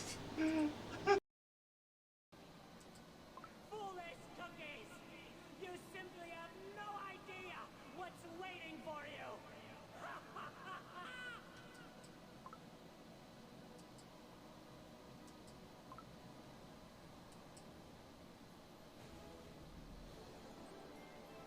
I don't know know why. My brain is to get bad. Like that one scene from Fullmetal Alchemist Brotherhood, where like when Edward finally meets Al's body, and when he gets yanked by the door to get sent back to the normal world, he like he just barges in like he's still clasping at the door, pointing at Alphonse, telling he's gonna come back for him.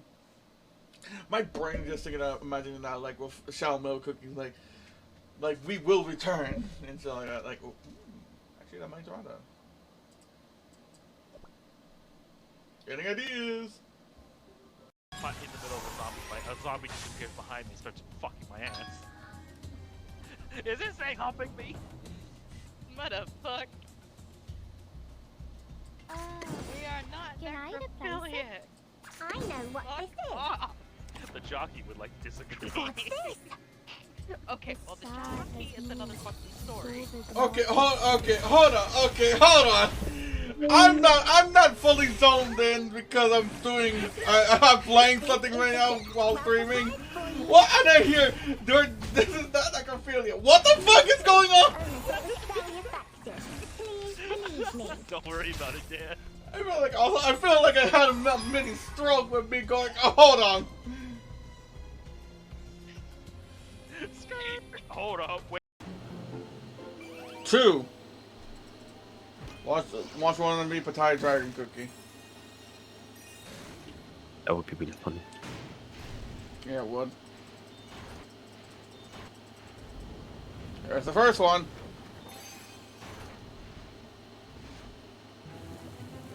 Mild sauce cookie.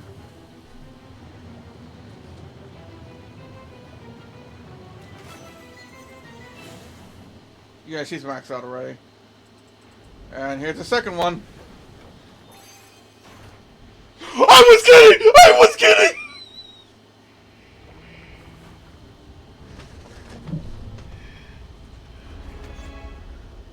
Well, there you have it.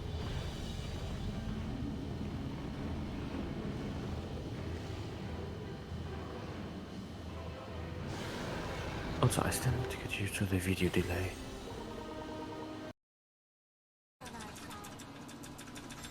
Sorry to break it to you, but this is the end. Let's keep the momentum going.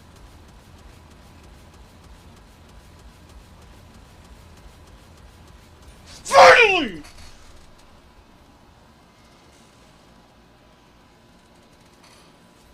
After all that, I deserve a compliment. Oh my god, the freaking... My body just went cold for a second. I don't know what that means. Your blood ran cold. The only explanation. However, it also comes of the elation that you finally fucking did it. 2 fucking weeks. Okay, looks like I do not need to continue the paint song anymore. Here you go. Mary chicks are talking milk from the vending machine and history. Just so you know, just because I'm accepting it doesn't mean I'm agreeing to this dumbass. It doesn't. I spoke before wrong lettering. Dumb assignments. I should have let it finish.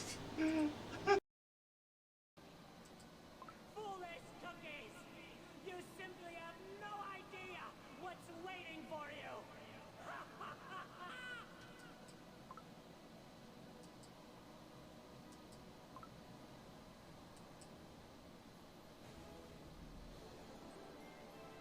I don't know why. My brain is to get bad. Like that one scene from Fullmetal Alchemist Brotherhood, where like when Edward finally meets Al's body, and when he gets yanked by the his door to get sent back to the normal world, he like he just barges in like he's still clasping at the door, pointing at Alphonse, telling he's gonna come back for him.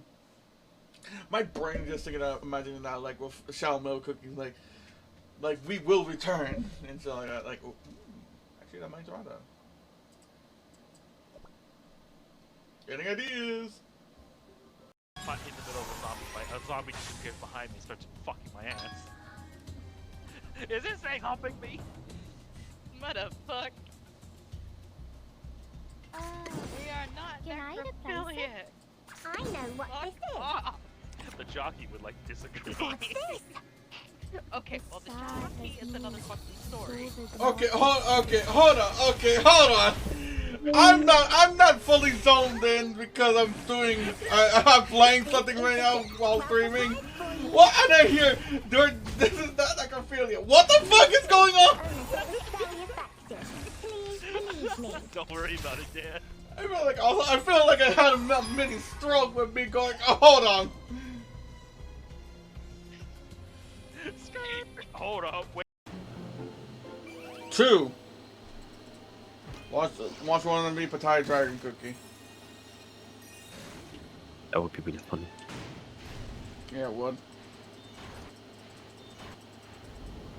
There's the first one.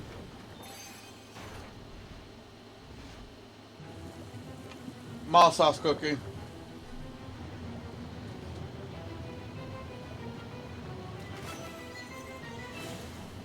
Yeah, she's maxed out already. And here's the second one. I was kidding!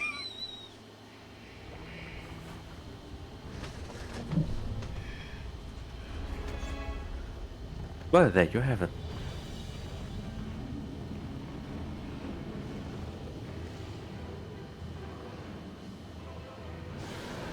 Also, I still need to get used to the video delay.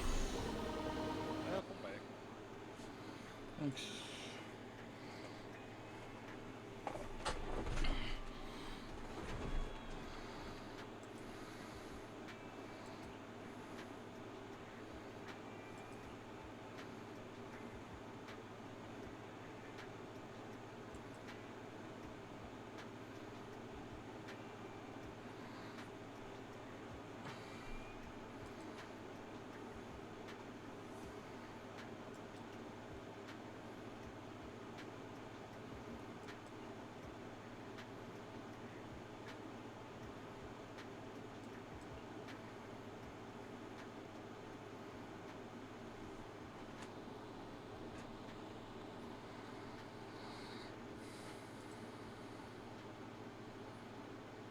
Miss Banshee, I believe I've shown you my sincerity. Now how about you? Sincerity? My presence here is a show of sincerity. If we're to work together, Miss Banshee, you should drop your pretentious act. I am well aware of the ways of the Ravenlock family. If I were to come empty-handed, I probably wouldn't even be able to make it out the front door tonight. Since I agreed to come with you, and even brought along my most precious companion, does that not show my deepest sincerity? No need for such an off-color joke. Our door is always open for those coming or going. We both know what's what, so let's cut the small talk. I know far more about how the Ravenlock family made their fortune than most here. I am also well aware of why Hartman, despite such a massive scandal, still remains in power. Oh? Do tell. Exaltists, Blessing, Sacrifice, Landon. Where would you like me to start? How did you know that? No, who are you? Don't be so tense. If I'm not mistaken, it's about time the banquet began. My companion and I are practically famished. Is this how you treat your guests? By letting them starve? Perhaps when we've had our fill, we'll remember where the sacrifice is hidden. You know where the sacrifice is? So, can we go get something to eat now? And I'm also looking forward to receiving a special dessert from you. We can discuss what you wish to know while we enjoy dessert. Of course. I wouldn't let such an important guest discuss matters on an empty stomach. As for dessert, I will prepare it myself, and I guarantee it will satisfy you. I'll come find you later. I wish you a pleasant evening.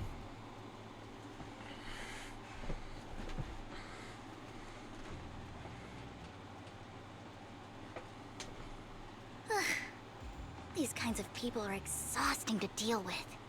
I really don't know how Hugo used to put up with it.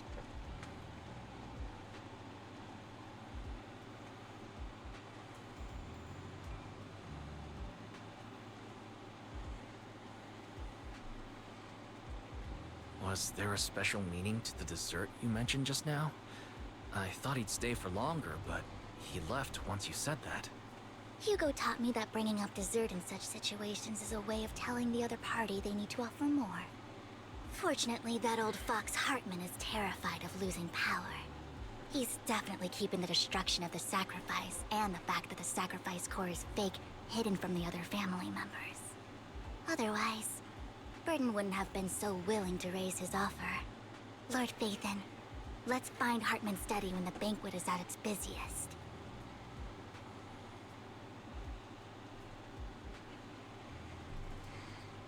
All right. I've already taken note of the surrounding terrain. Once more people arrive, we'll enter the garden through the door in the corner of the banquet hall. Wherever you go, I'll follow, Lord Phaethon.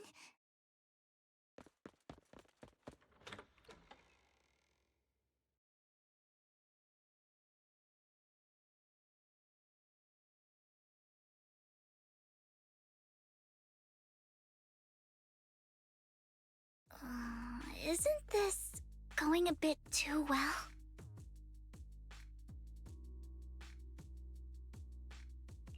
The security outside of the manor is really strict, but maybe it's more lax on the inside?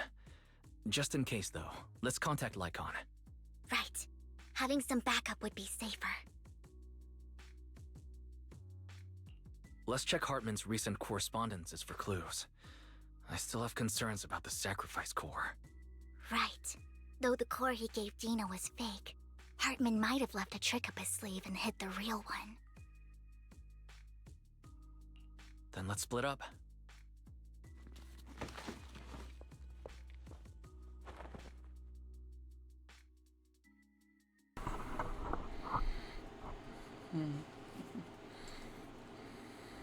Esteemed guests, is the catering at the Ravenlock family banquet not to your satisfaction? Fuck yeah. So much so that these two distinguished guests felt the need to come to my humble office to scavenge for food. Don't want to come out? Well, after all, you don't have long left. Burton, that greedy idiot, fell for the mayor's trap. But I never expected that he would bring you into my territory.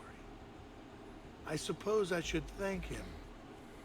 Otherwise, I would have had to go to great lengths to eliminate you. Vivian, Phaethon, give Hugo my regards. Tell him I shall be taking the wealth and power of the Ravenlock family for myself.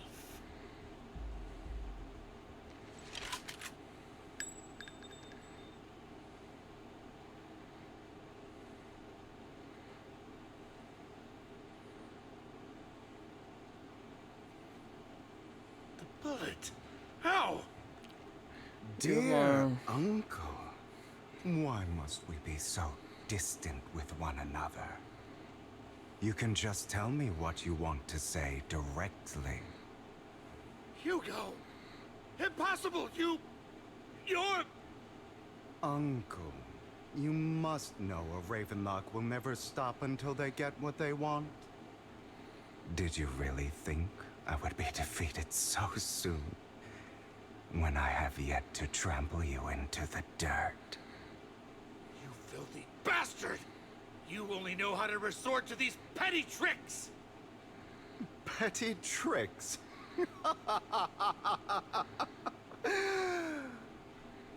Perhaps you'd like to know what I managed to accomplish using this faked death of mine. My dear uncle.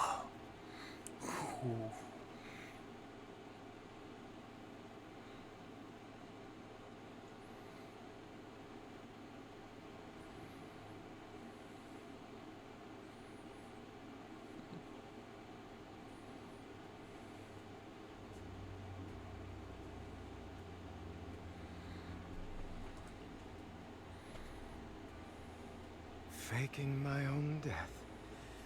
Hope it's all worth the theatrics in the end. It was just to keep Hartman off my back, but maybe I went a little overboard. The manager must be pretty shaken up. I should apologize at some point.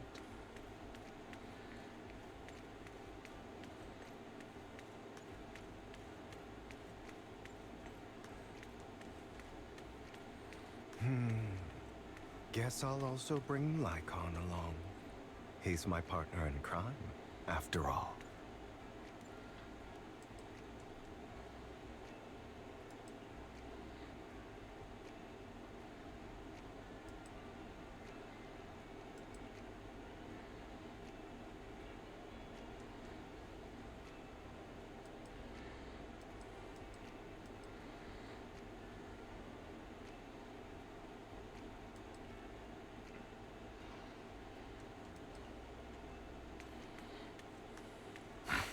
You're late.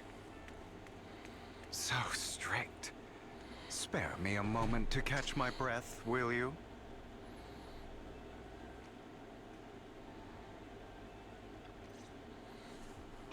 You're taking longer to rest than I expected. Lycon, you think too highly of my physical capabilities.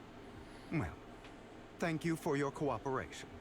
I must say, if nothing else, at least your acting skills have improved. Why do you look so angry? You should be happy. We pulled that off together with flawless teamwork and managed to fool everyone. Drop your foolish facade. I'm glad you still remember the code we set all those years ago. And thank you for ensuring your sleight of hand didn't deteriorate. Oh, right. I should also thank the blood bag hidden in my clothes and our other props. Do you remember when we last used this trick? It was probably ages ago. Sometimes I really don't understand you. Have you never thought about what the consequences would be if I didn't understand your code? If I decided against helping you? Or if I just couldn't control my strength properly? You'd understand it. Of course. If things really did go awry, I had alternative plans. You wouldn't be so arrogant as to think I'd bet everything on you, would you? You're insane. Aw, I'm flattered. So what exactly is the purpose behind all this? Surely after going to such great lengths to erase your own existence, you don't just plan to hide here and reminisce about the past with me. Don't try to brush this off. I've already helped you enact your plan. Tell me the truth. Don't get your tail in a twist. I have more plans that require your assistance, so naturally I would not hide anything from you. Simply put, as things stand, whether as Hugo Vlad or as Mockingbird, I am doomed to die. Seems you've made quite a few enemies. As a member of the Ravenlock family, I negotiated with Edmund and managed to obtain resources from Tops for my future plans. I also confirmed what attitude they held toward your master, the Mayflower family. Meanwhile, I used my identity in Mockingbird to strike a deal with Hartman and gather information on their collaboration with the remnants of the Exaltists. That's where I got my intel on what Bringer left. Oh, by the way, the crime declaration letter that your dear mayor received, that was also sent by yours truly. He's probably figured that out by now, right? Though I'm not sure if he told you. The mayor learned about the sacrifice attacks through his own means. He lacked an opportunity to take action. That warning letter was precisely what he needed. You aren't hopeless yet. How delightful. In short, I'm more well-informed than your lot because I get around, dealing with all these different important figures. But of course, it comes at a cost, it's only fair. After all, you can't hide the smoke from a wildfire. Rather than trying to carefully tame it and risk setting yourself alight, it's better to let it burn free. When I helped you put on your little act, killing you in front of everyone, you left the sacrifice core to Hartman. That was intentional too, then? Oh, yes. And it worked like a charm, didn't it? Now no one cares for me anymore, and all eyes are on Hartman. A perfect situation for keeping the Ravenlock family in check while dealing a cutting blow to the Exaltists behind them. Another crucial point is Vivian and Phaethon. I must sever any ties they have with me or Mockingbird. Although I feel bad for Phaethon about what happened, but it had to be done. That's the only way they would be safe, allowing the plan to continue. I noticed that you never turned your blade toward Master Proxy. So, those words you said back then were also... I will bloody my hands. I will carry the weight of my sins. I will become the Abyss. Obviously, it was all an act. My acting has always been impeccable, as you know. Hugo, you're taking such a tremendous risk. Why? Would you believe me if I said it's for justice? But unfortunately, it's not. I want revenge on the Ravenlock family. And I will make sure that despicable excuse for a human being, Hartman, suffers a slow, torturous end.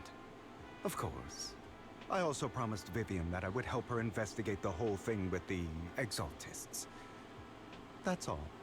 You don't look too good. Is it your wounds? No. This is the first problem I plan to resolve.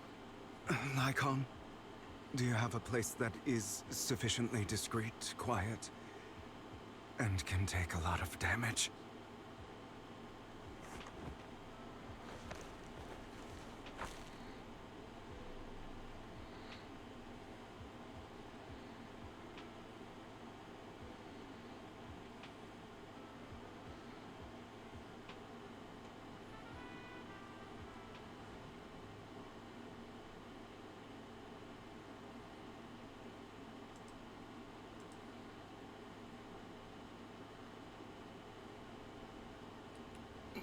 What exactly are you doing?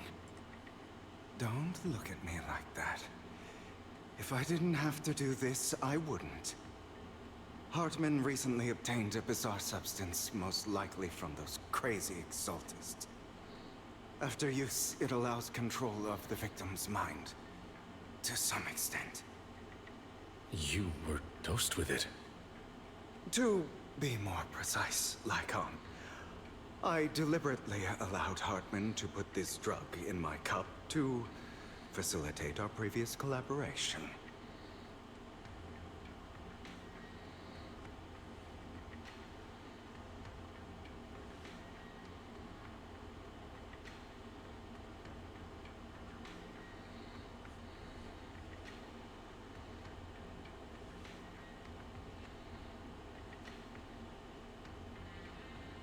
After finding out about it, I quickly found someone to help analyze its composition. The good news is he gave me a very low dosage, perhaps because he was afraid I might notice. There's a different medication that can delay its onset, preventing me from actually being under his control. I simply need to put on a show in front of my dear uncle. The bad news is that currently there is no antidote. When I delay those effects, however, they will accumulate and erupt when my body reaches its limit. It may even break my mind. And that's exactly what's happening now. I need to endure those accumulated consequences. So, I will lock myself in this room for however long that takes. I've tied my limbs to prevent me from smashing this place or accidentally hurting myself. Anyway, after you leave, do not open this door, no matter what you hear. I recommend seeking professional medical assistance. This is advice I received from a doctor. Or are you saying you don't believe I can make it? So, Icon, come find me here at the scheduled time. All you need to do is smile and await my victory. What if I want to stop you? You know you won't succeed. You never have. And you never will. Well, time is short. Let's begin. I understand. Don't die, you stupid bastard.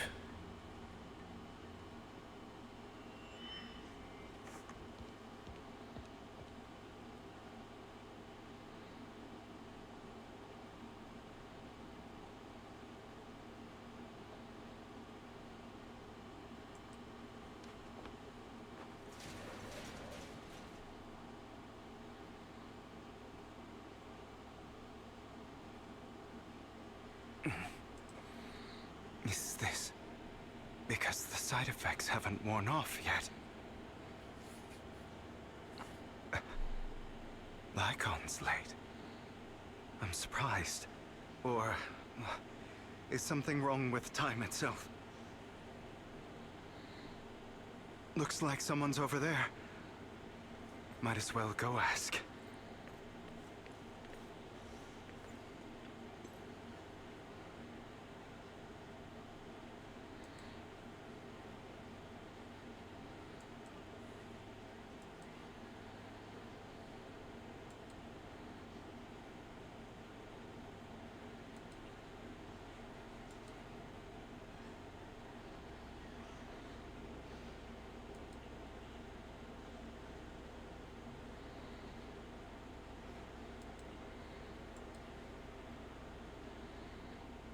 It's all your fault.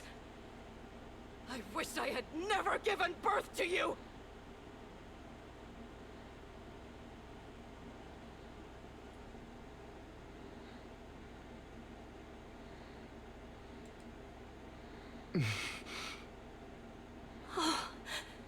Everything will get better if you just die, right? If you die, he'll come back. We'll have another, more perfect child. One who will inherit the Ravenlock family bloodline. Then I'll be able to escape this pain. So, Hugo, for the sake of Mommy's happiness, just die, okay?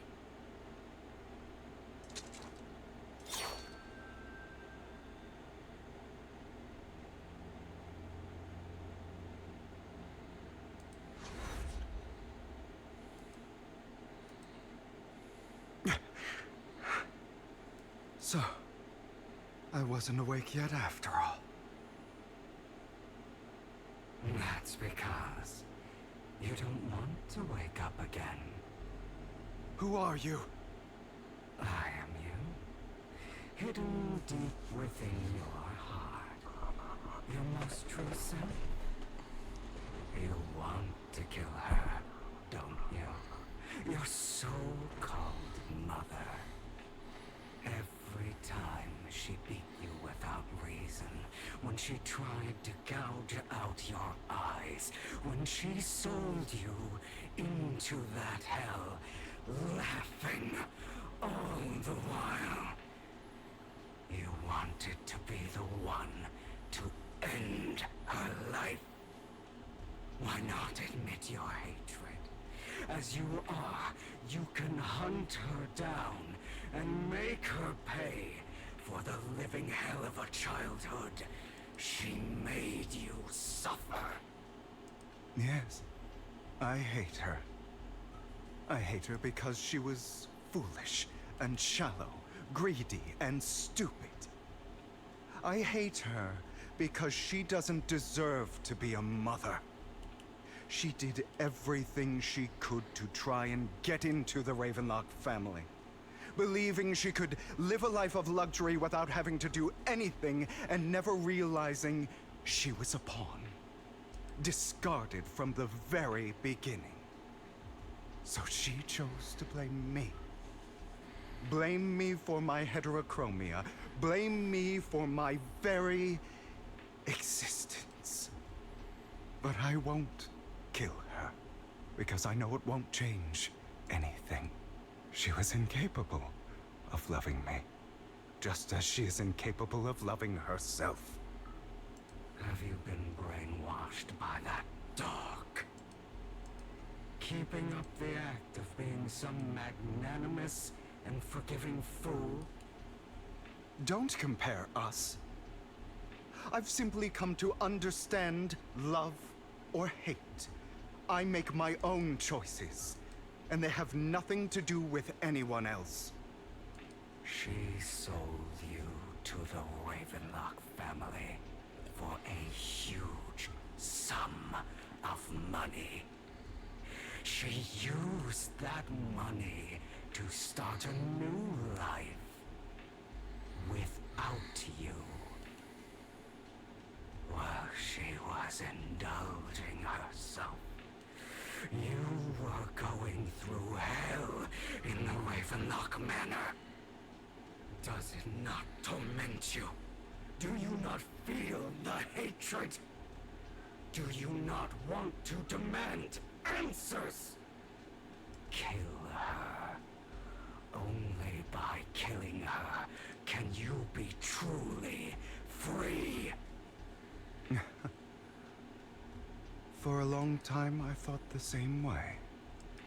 But now, well, I want to make a different choice.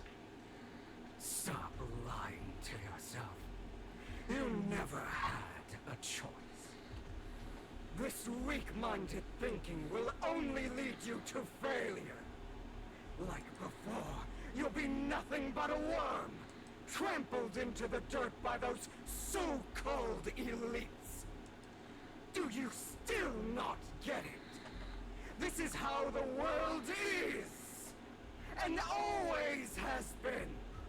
Hesitate and you'll be the victim. If you don't grab your knife first, you'll end up being on the other end of the blade. If you want to change anything, you must first become the one who makes the rules. Just like that woman. The only reason she could treat us that way was because we were weak. So listen to me. Find that woman, kill her, and prove to this world your strength! It's what she deserves! Why forgive them? They don't deserve it. I'm not forgiving them. Or rather, I don't care about them. They don't even matter, at least not yet. You know, perhaps the person I hate the most, the one I truly cannot forgive, has never been someone else, but rather my weak, powerless past self who could do nothing but hide inside a closet and cry. I hate myself for having neither the strength nor the courage to resist. I hate myself for begging for so-called familial love, even after being treated so terribly. I hate that despite the pain of my wounds, I still hope to receive the carrot and not the stick. And that me is you, correct? So, I forgive you. I forgive myself. You'll regret this, fool. Your pretty words mean nothing. You will ultimately return here to me.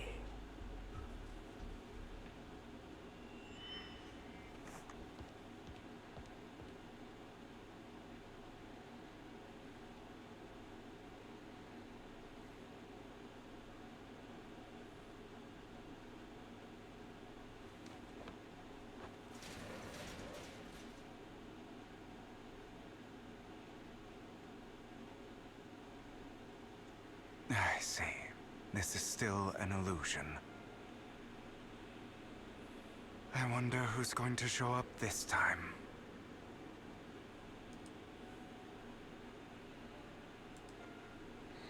Brother!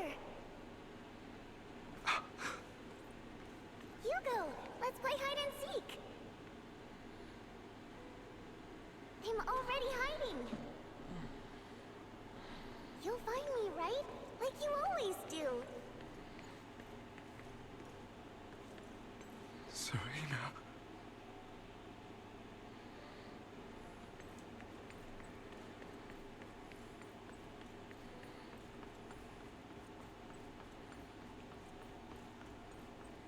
You're looking in the wrong place. I found an even better hiding spot this time. Harder to find than any place you showed me.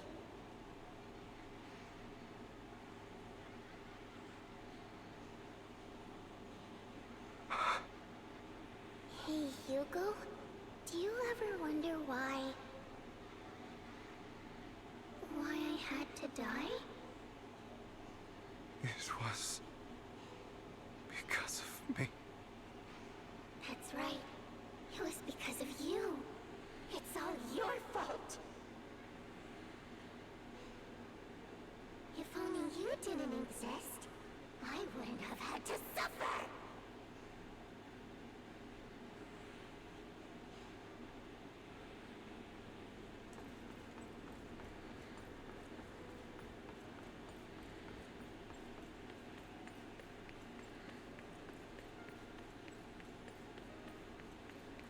Still looking in the wrong spot.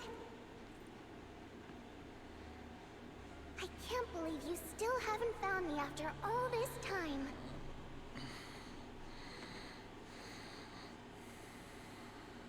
Have you forgotten about me?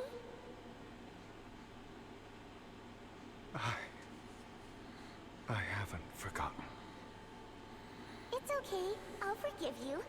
I'll still be nice to you, just like before.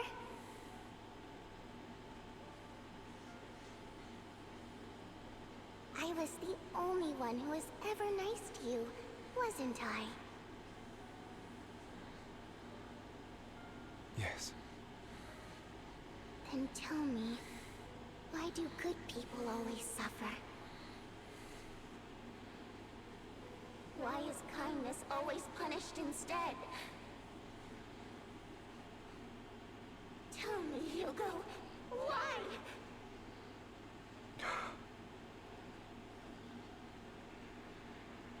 Hugo, are you lost? Go back the way you came. I left you a surprise there.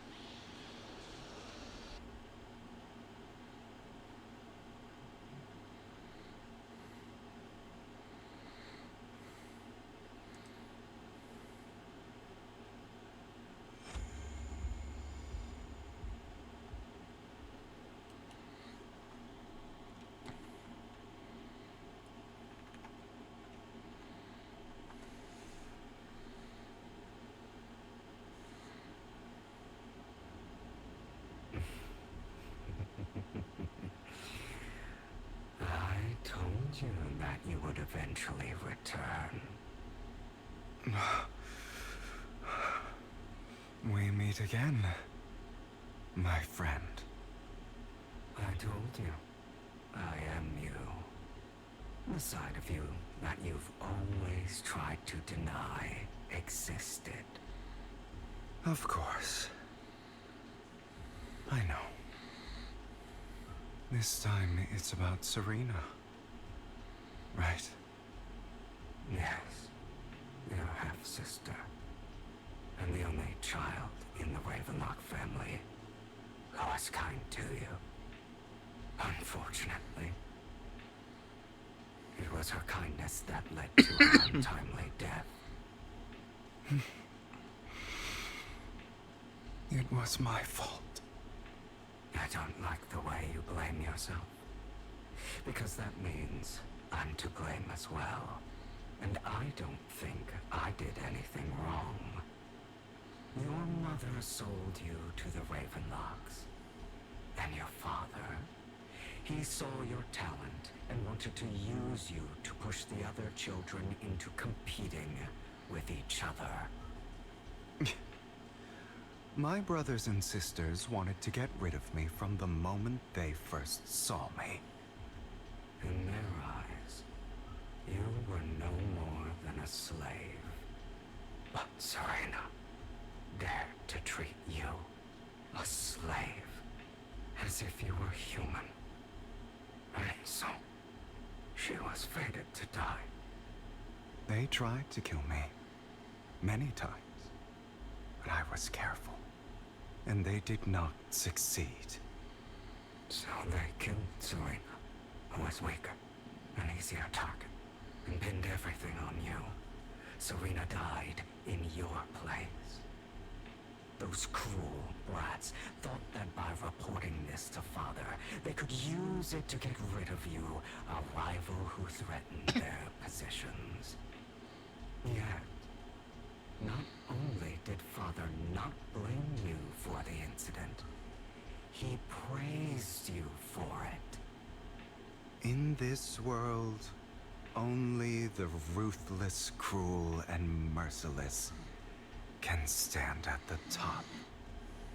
And that's exactly what you managed to live up to, no? You found a perfect opportunity thereafter to catch the ringleader of the group who framed you and almost beat him to death.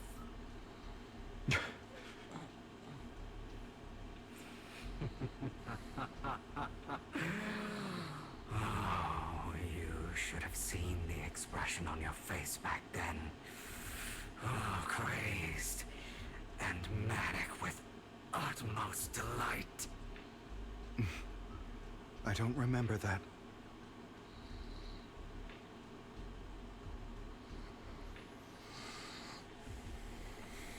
Here you go again, trying to deny your desires.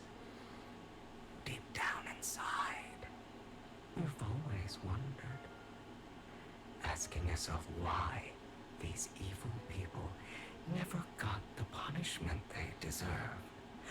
Why the world is so unfair. Don't you want to rip them to shreds? Just like that day when you beat that boy's face into the dirt until he was barely recognizable. His disgusting blood staining your fists.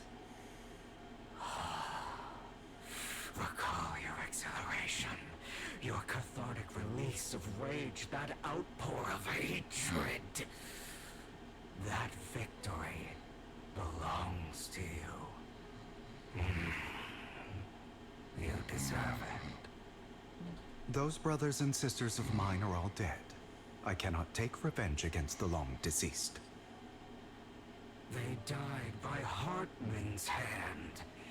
Dying in the power struggle to become the Ravenlock family's heir, rather than by our side. Boring. Boring? I find it hilariously ironic. Children who would murder their own kin for scraps of power dead at the hand of their uncle who followed their example. Is that not karma? Power struggles, pitting kin against each other, betrayal, suspicion, and hatred between people of the same blood. It's like a curse, written into the Ravenlock family's genes. Laughably stupid. Don't forget, my dear, that the same blood flows through your veins.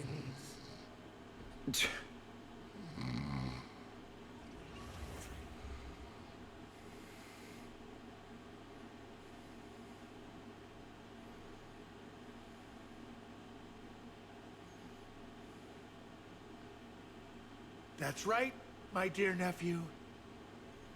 No matter how much you deny it, the blood of the Ravenlock family flows through your veins.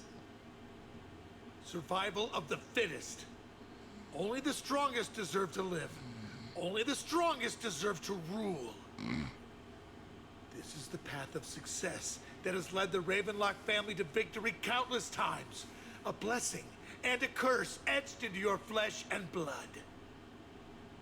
As long as you live, you'll never escape the mark of family. You are destined to one day become someone like me, like your father.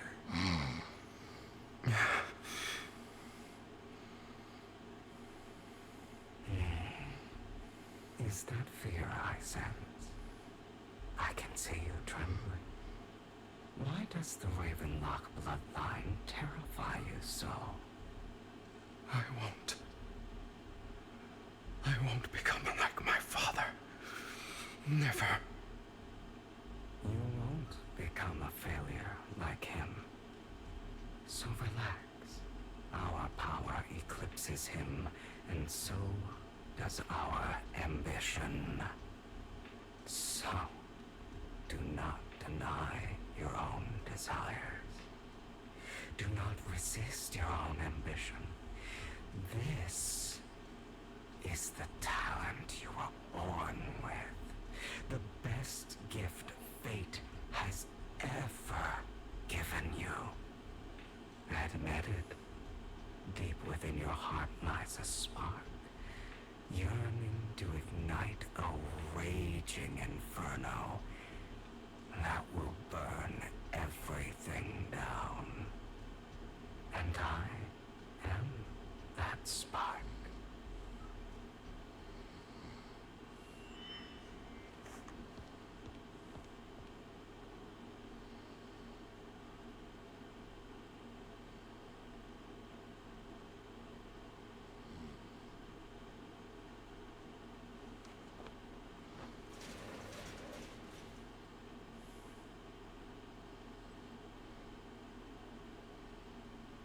Lygon. Never thought I'd be this genuinely thankful to see you.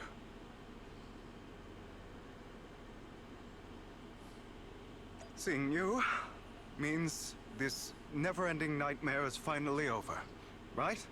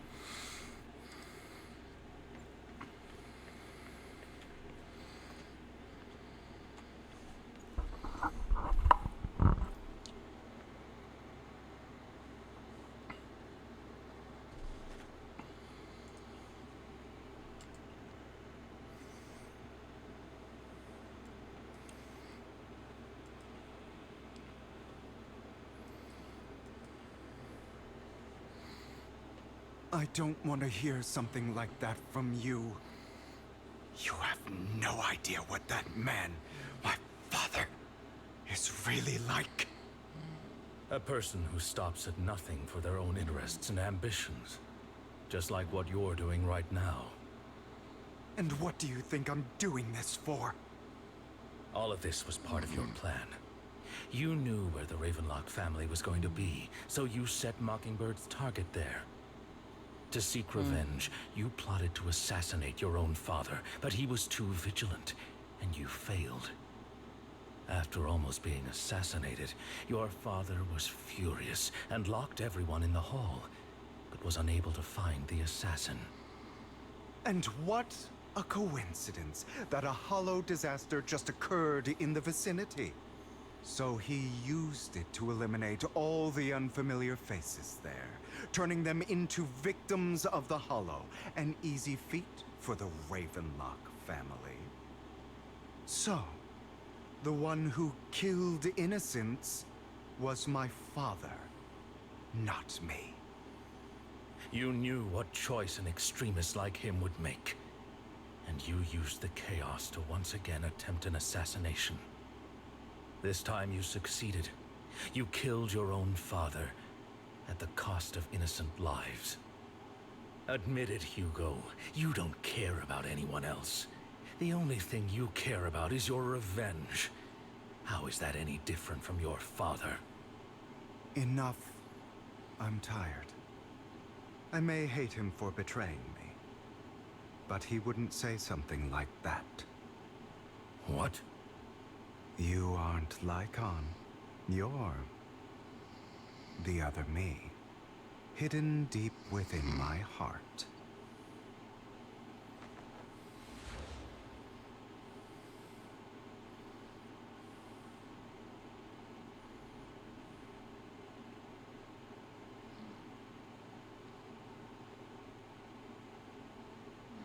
I've been waiting for you, my dear.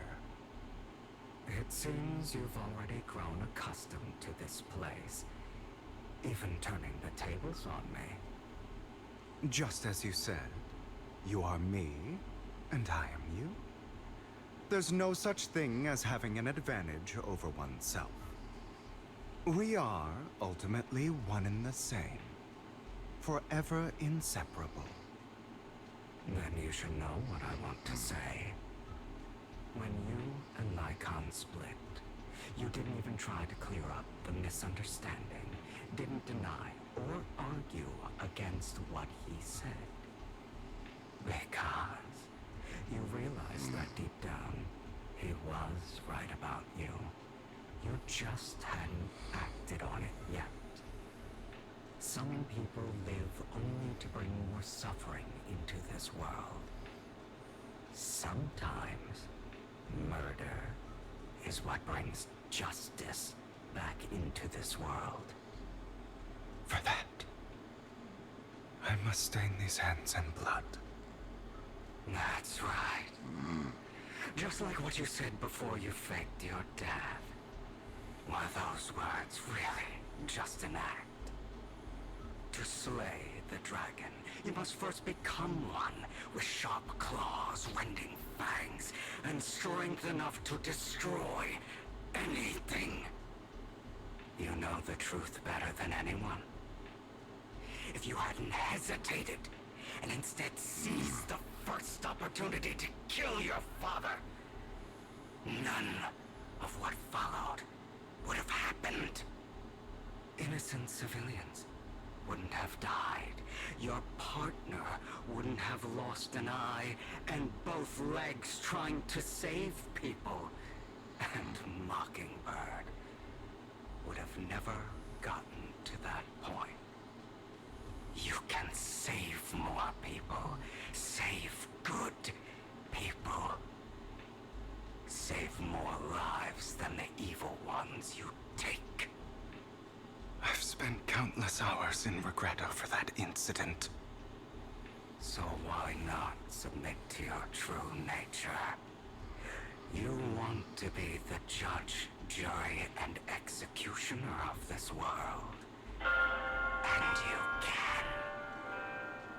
I wasn't responsible for Father's death. The true mastermind is my uncle, Hartman.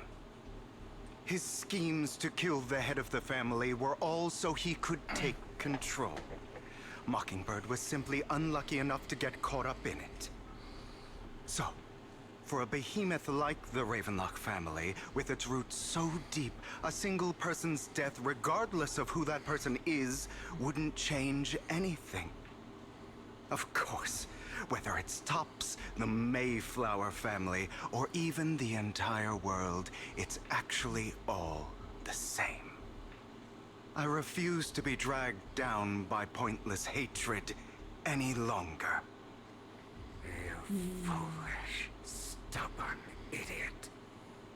Do you understand the power of hatred? Have we not come this far precisely because of it? Or are you going to follow Lycon and Jack's twisted logic? Come on. You don't actually trust anyone? Otherwise, why would you hide this whole scheme of faking your death from them?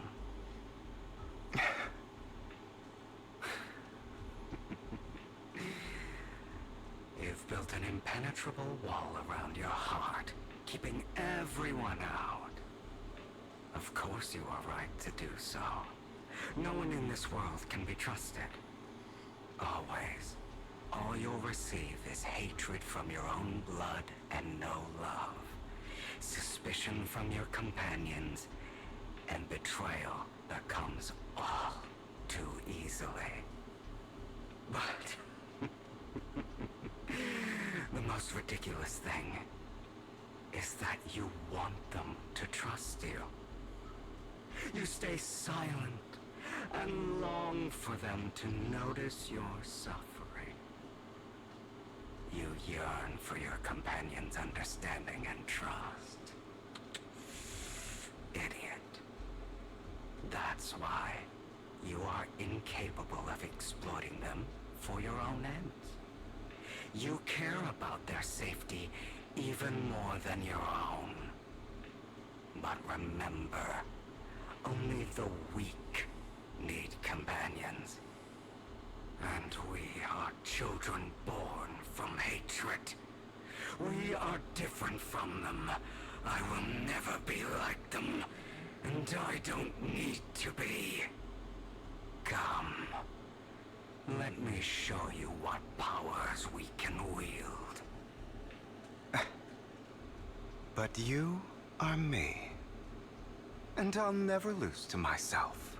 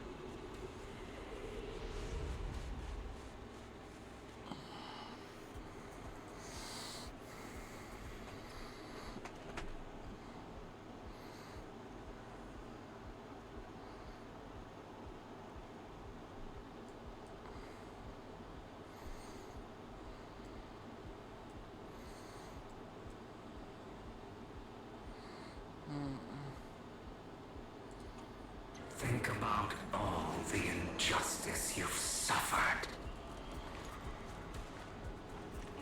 If you choose to forgive, you're betraying yourself.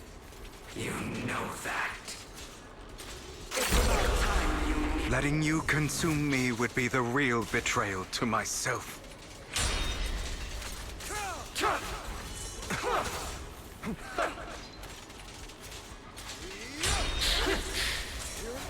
of my way! I'm scared!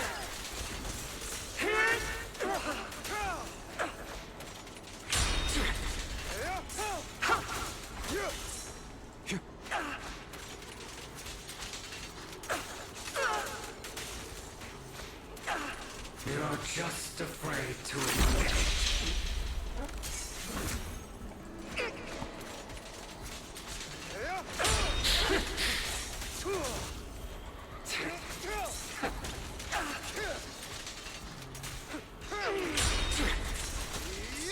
Is that all?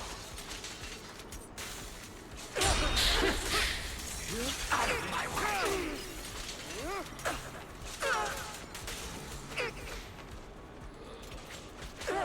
You're too scared to face your true self and what you truly desire. Trying to run, are we?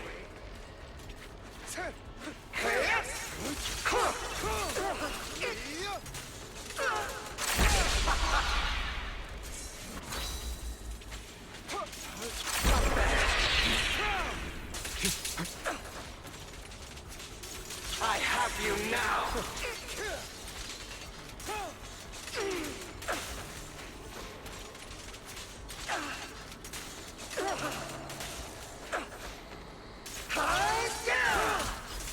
You fool! Are you trying to kill me? You think you can just get rid of me?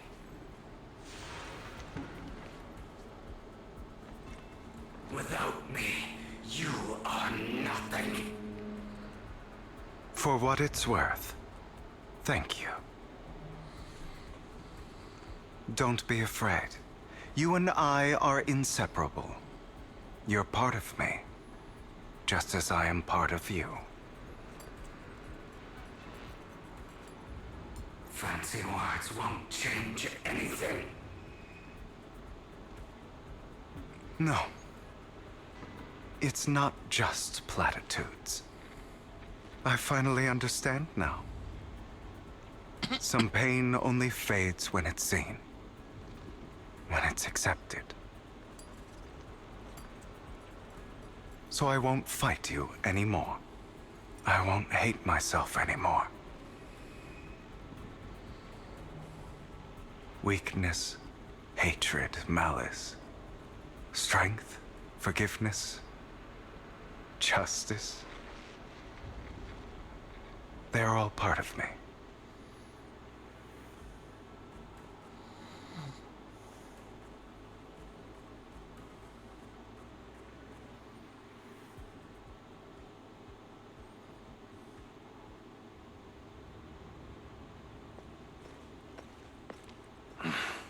Hugo, it's time.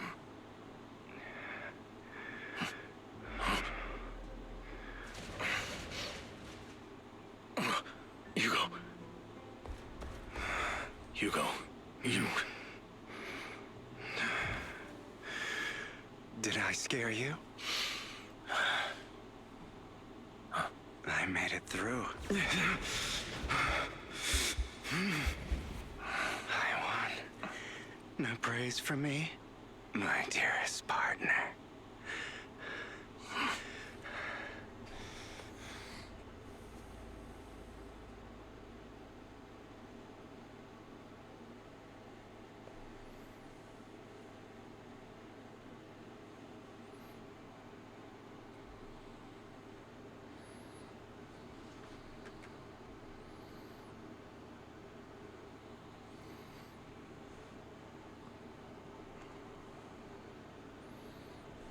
This is just like what I saw in my dream. I guess there are still some lingering side effects.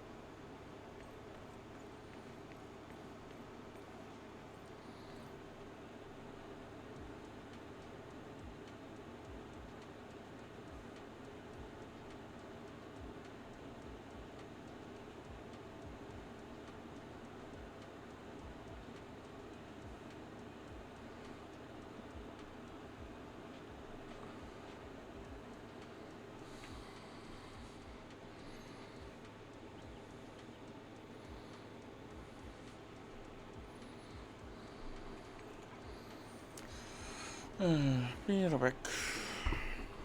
Welcome back. No, I said be right back.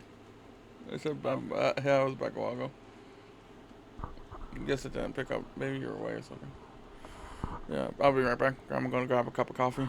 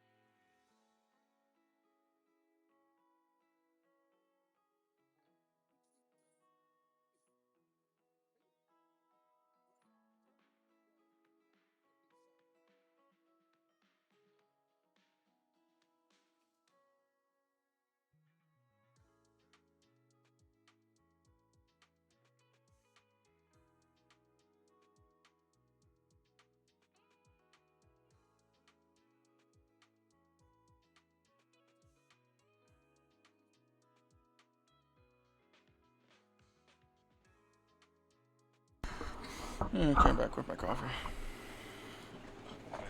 Thanks.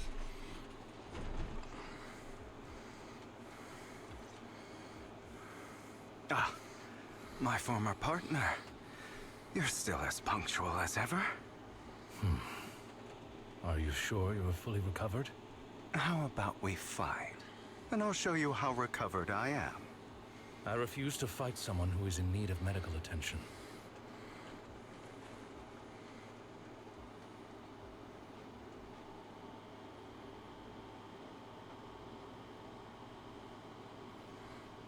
How thoughtful. I'm touched. Or perhaps is this simply part of Victoria Housekeeping's professional care? I'd rather you not starve to death.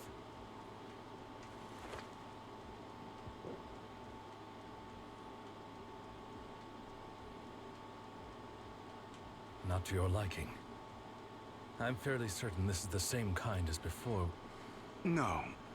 I've just gone too long without food.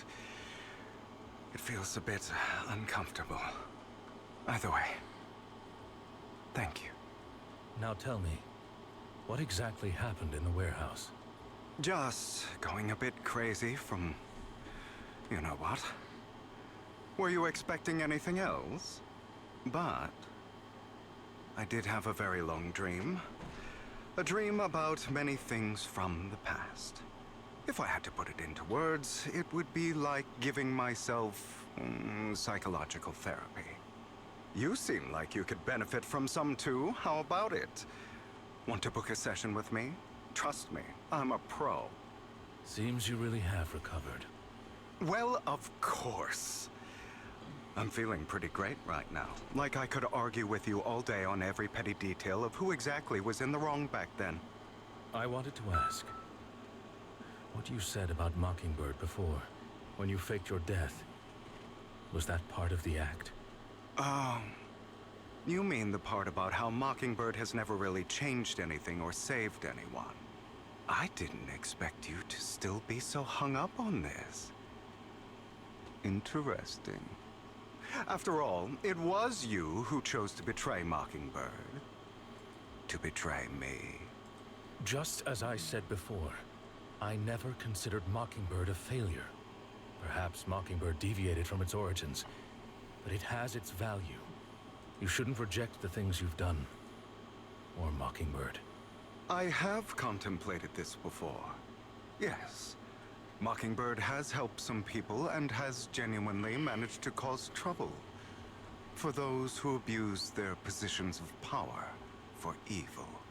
Yet those in high positions still possess immense resources, and the people we helped remain destitute and suffering, willing to become slaves to those in power for scraps. But just as you said, even if what we did was childishly idealistic and flawed, as little as we actually achieved, even the slightest change is by no means meaningless. Nothing holds more value to me than Mockingbird.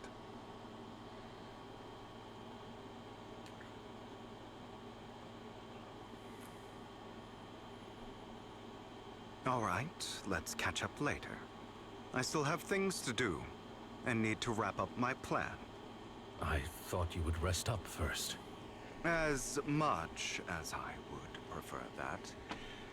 My dear uncle and the Exaltus fanatics likely would not give me such an opportunity. If all has gone to plan, the fish will have taken the bait already. And if everything goes very well, I'll soon have solid evidence of the Ravenlock family's crimes. Well then, thank you for your assistance, former partner. Let's part ways here. I'll go with you. Lycon, surely you don't think that because I just recovered, I'm too weak to deal with those useless fools. Hartman's actions will disturb the safety of New Eridu. As I serve the mayor, I should intervene. Very well, whatever. Let's go. And don't slow me down.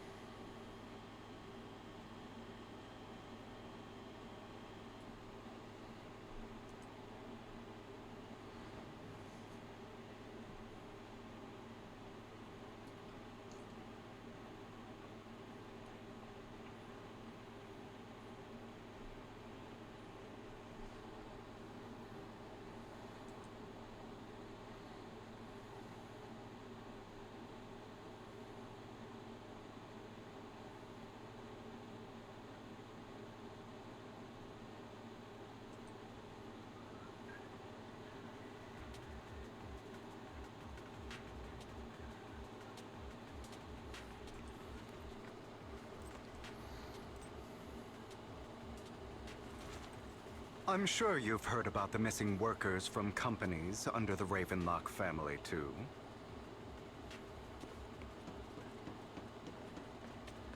I know where they are.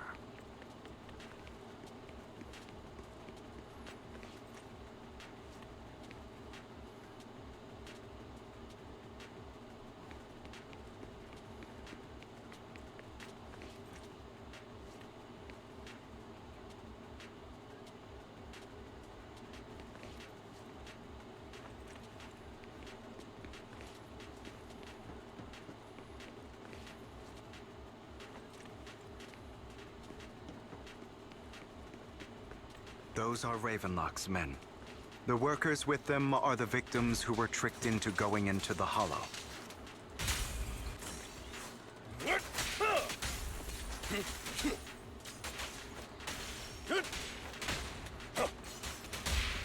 Come on, let's get them out of here. Aye.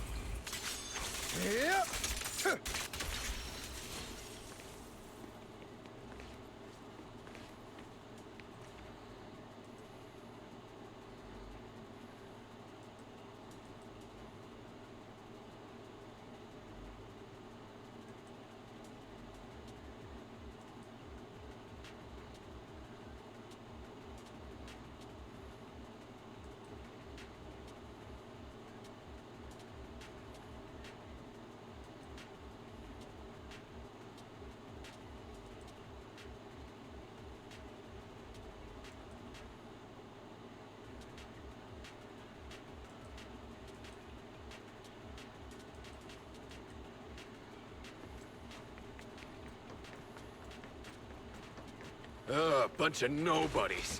Annoying as hell. Kill them! You're welcome to try.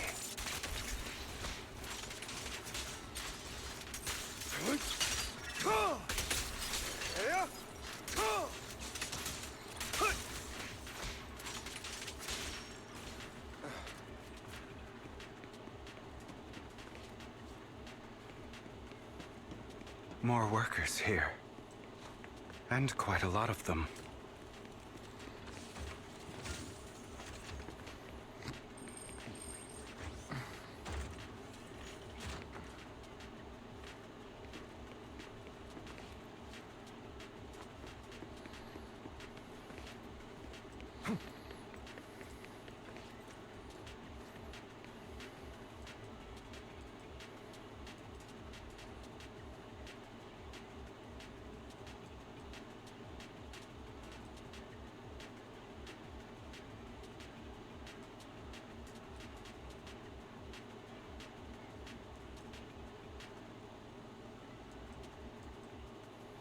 Is Hartman behind this, too? Of course. He threw them into the Hollow like offerings for the Exaltists. To him, those workers are just another resource, no different from the ether his company mines in the Hollow.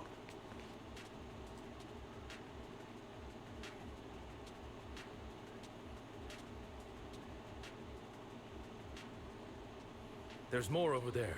Let's hurry. It's different this time. Don't rush in. Let's listen in on what they're saying first. I still need more direct evidence to ensure the plan is absolutely foolproof. The compensation you promised. It's all real, right? All we have to do is follow you into the Hollow for some simple tasks, and you'll give us a huge sum of dennies. Sounds real suspicious. Shut your trap. You keep yapping and asking questions. If this is all so suspicious, why were you so eager to sign up for it? Because I don't have a choice. My daughter was previously caught in the Hollow disaster and suffered severe corruption. The treatment costs have completely drained our family's savings. So that's why... It's the same for me. A serious illness at a senior age. I need the money. Who would risk taking a job like this unless they were desperate? I'll do it. No matter how suspicious. As long as I can get paid, I'll do anything. Even risk my life. Wait, you people from the Ravenlock family, you're part of a big company in Tops. You wouldn't go back on your word, right? Don't worry, you'll get every dinny you were promised. But before we start, you all need to take this medicine first.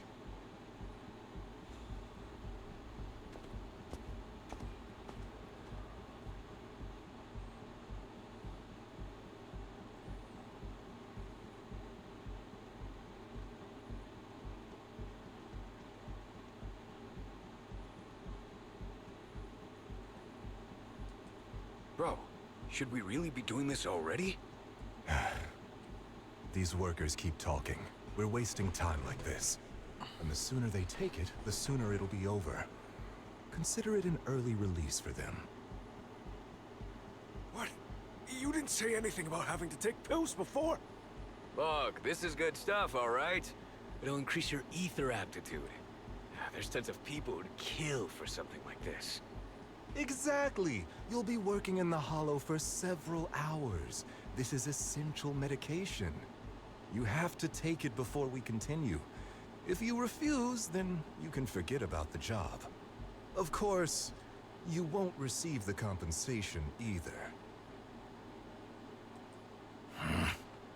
Lycon, what are you doing?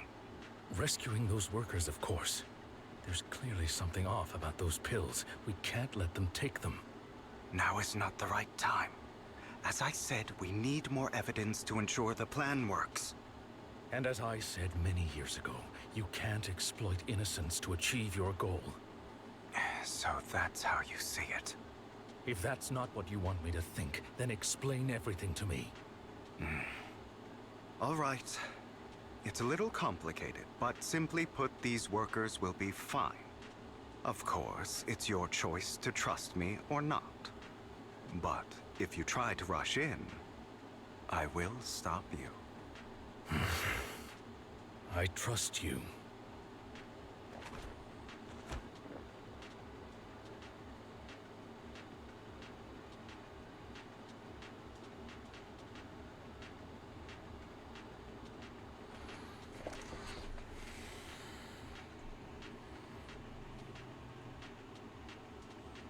All right. That's the evidence. Now we can go and beat them into the ground as much as you want. Don't forget, you owe me an explanation. Also, don't overdo it and kill them. Even if they're the worst of the Ravenlock family.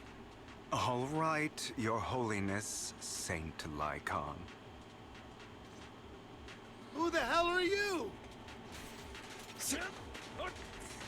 Why don't you take a guess? Don't get hit. We're the ones here to stop you.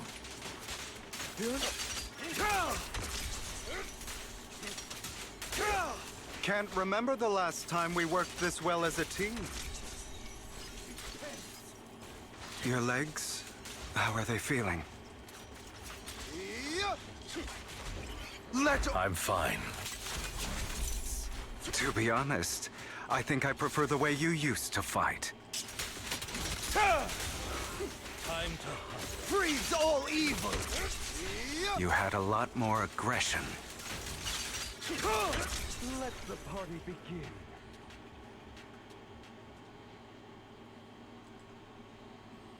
Ah, damn it! Who the hell are you? How dare you mess with the Ravenlock family? Ravenlock.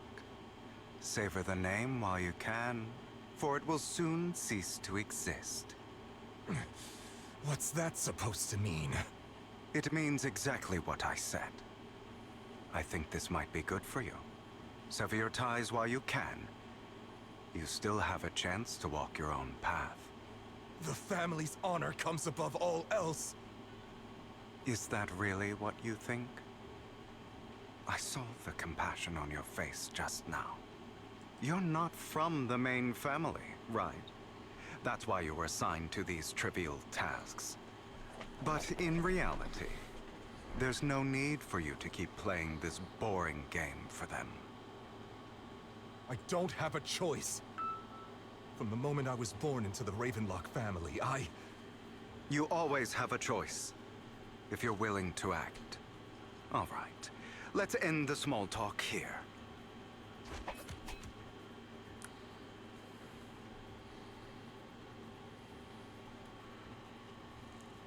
Don't worry, Lycon. I didn't hit them too hard, just enough to keep them quiet. How's that? My acting's pretty good, right? As always, a certain someone should take some lessons from you. I'll leave the rest to you then. Okie dokie.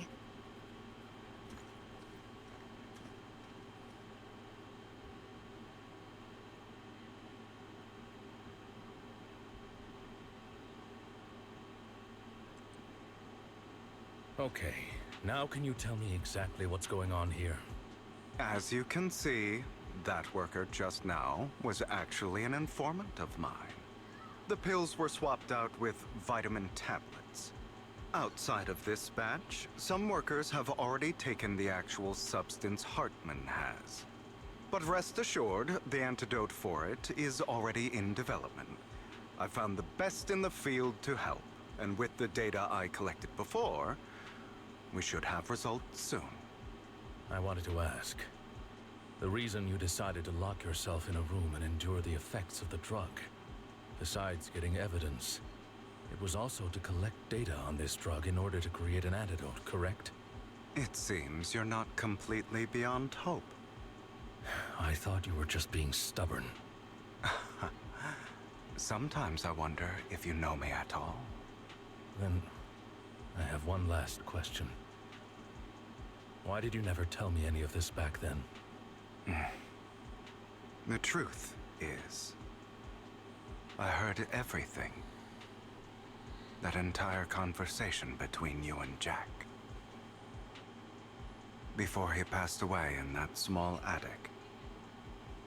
When Jack called you aside and gave you those warnings. When he told me you might go down the wrong path? That's right. You never said anything. What would I even do? Scream and rage over your suspicions, or get on my knees and beg for you to trust me? You know there's no way I'd allow myself to do such a thing. Besides, back then, even I was confused about myself. Jack, It's all in the past. You don't need to explain anything to me. Enough. We should get going. If we're going to reminisce over the past, we should find a more suitable location.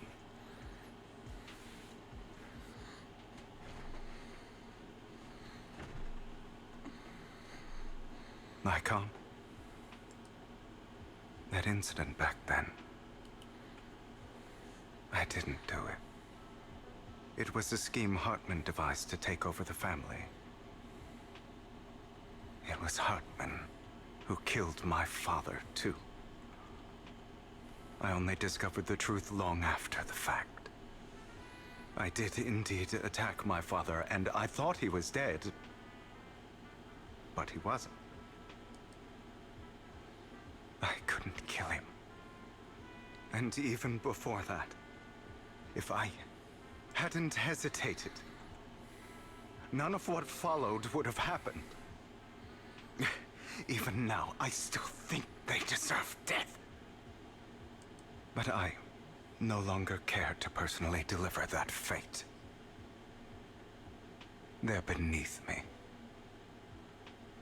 And I have more important things to do. I know we may never agree on that point, Lycon. I once wanted to fight against those ugly truths that defined me, but I discovered that the more I rejected them, the more painful it became. So, I could only accept that crazed, hateful, and malicious side of myself. As long as I know I will never become like my father, like Hartman. That is enough for me. You've changed. But I think that might be a good thing. Don't patronize me. You've changed a lot too, compared to before. I still disagree with Jack's words. And I won't forgive your betrayal. I will walk the path I believe is right. Even if I must tread over thorns and through the mud. But I will also allow you to walk your own path. Lycon. Should I say thank you? You're welcome. Come to think of it, we haven't talked about your legs and eye. It was just an accident, not your fault. I'm doing well now. I hope you are too. On the contrary, perhaps I should be the one apologizing. I misjudged you. I used to think you wanted power, that everything you did was for your own ambitions. I thought you wanted the power to pass judgment on all in this world, like a god. I am a god. I am my own god. Or you could say that in this world, everyone is their own god. There are many things that we are powerless to change. But there are also many choices we can make. Just as I said before, I am the only one who can kill me or save me. I'm glad you think that way. Let's go. I still have one last thing to do. To witness the end of Ravenlock.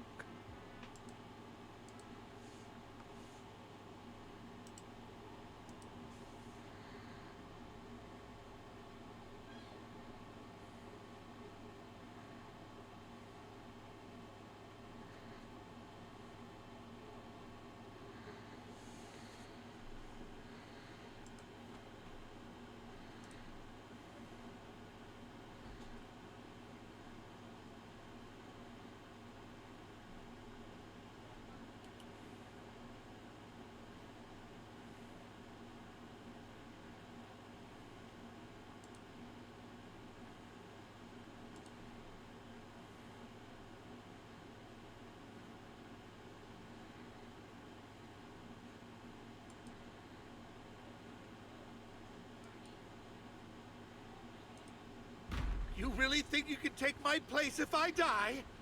Never, you filthy bastard! Your little tricks mean nothing. As long as the Ravenlock family stands, I can still get back on my feet. You still don't get it, do you? This was never about avenging my father. And I don't care about taking your place. I didn't come this far just to kill you. That'd be pathetic. Right on cue. Why don't you take a look at this, Uncle? On behalf of Tops, I'd like to clarify that we had no involvement in the Ravenlock family's actions. Tops is officially terminating all partnerships with the Ravenlock family, effective immediately. We will have no further affiliation with them. Are you crazy? What the hell do you get out of ruining the Ravenlocks? You want to be a petty thief forever? Thief? Oh, Uncle. Allow me to reintroduce myself. I'm the name people whisper about. The one who robs the rich and gives to the poor. I'm the master con artist who can fool anyone, anytime. I'm the leader of Mockingbird. The one who turns every headline into my own stage. I have friends who'd catch me if I fall, partners who'd shed tears for me, and allies who always have my back. I am Hugo Vlad. You're the one who needs the Ravenlock name. I never did. You ungrateful bastard! You should have never been born. You flatter me. Same goes for you, Uncle.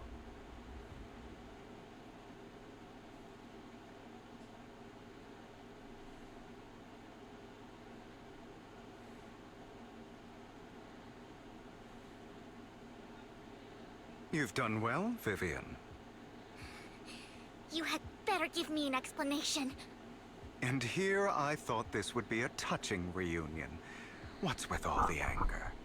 Hugo, I'm a member of Mockingbird too. And I mourned your death. Listen, Vivian. I don't want you or the people you cherish to get caught up in danger because of me. I've always been selfish, so I don't hesitate to use you all as variables in my plans.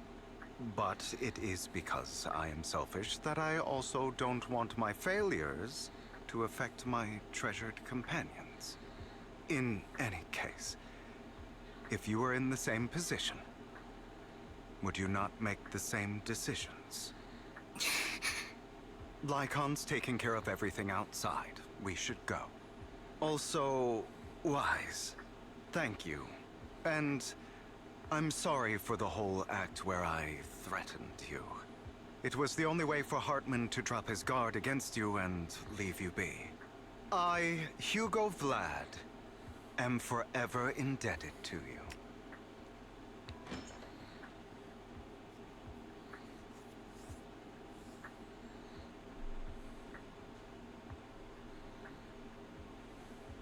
Master Proxy, although it is late, there is some important intel that I must give you now.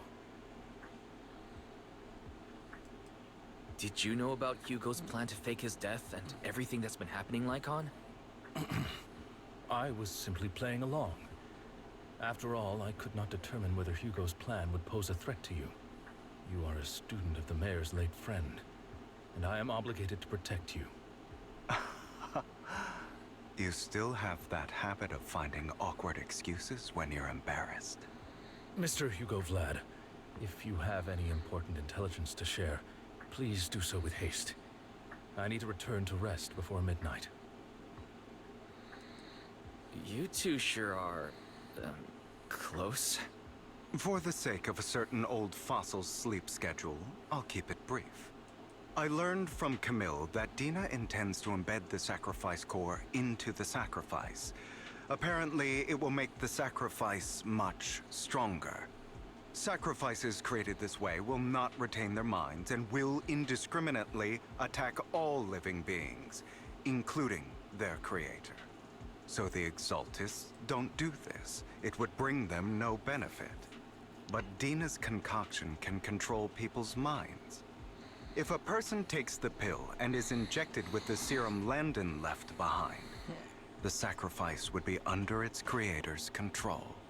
Although the dormant sacrifice has been destroyed, Dina found a batch of that serum her father created and wants to create new sacrifices.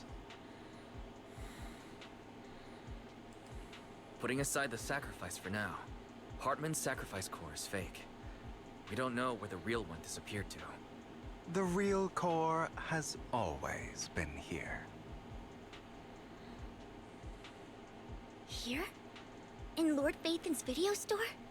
Vivian, do you remember when I suggested you give that collectible to our dear Proxy? I remember.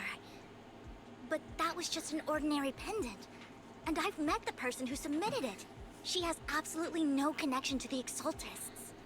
How about our dear Proxy take out that pendant so we can take a look?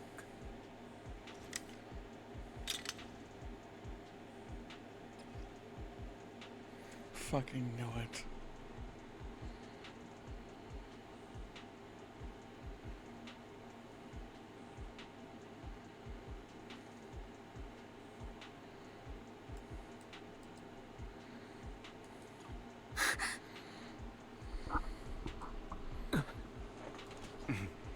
I'll take your surprised expressions as a compliment for my little trick. I will hand over this core to the mayor as agreed. since he fulfilled his promise to protect Vivian and the manager while I was pretending to be dead. I won't go back on my promises. No wonder the mayor would promote rhetoric favorable to Mockingbird. I can't believe I thought he was actually being sincere.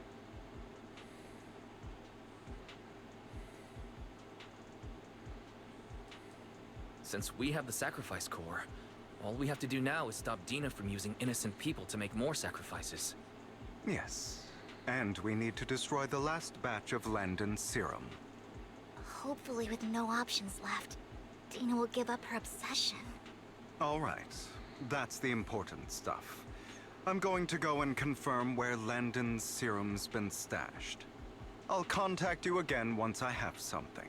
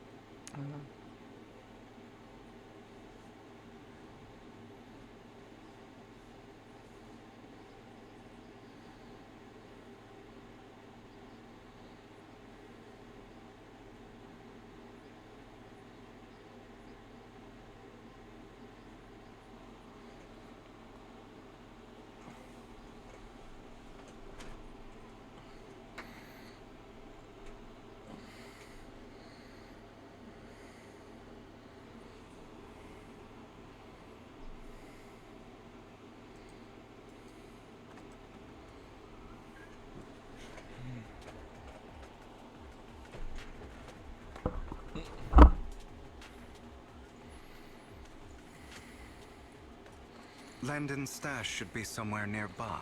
I did some digging. Some of the missing workers were brought here too.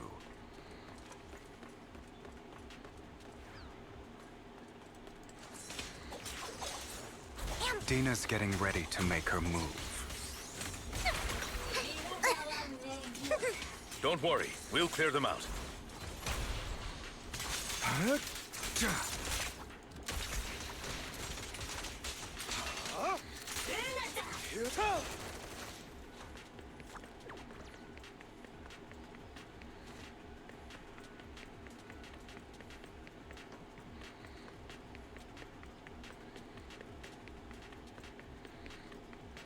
They're trying to destroy the goods! Stop them!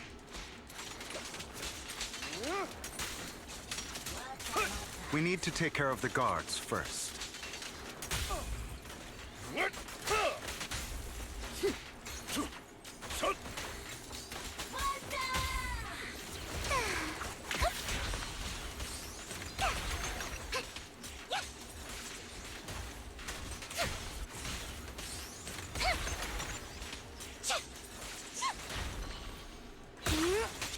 Some of the serum is stored in this warehouse. What? Can't handle it? My.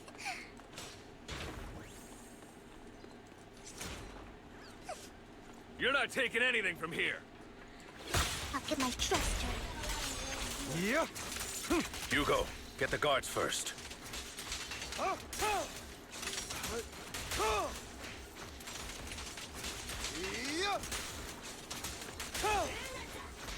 You just stepped into your own grave! Ah! Watch out! Fools. Move aside!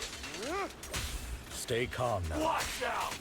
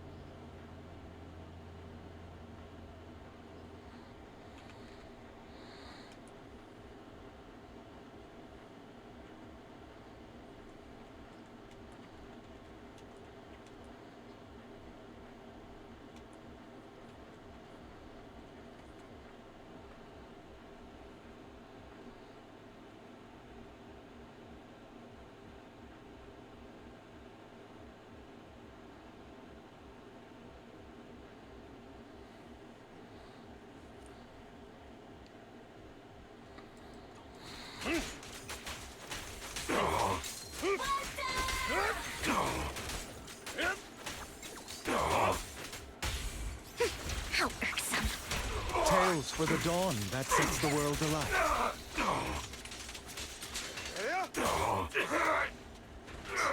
Move it! Allow me to reap your soul.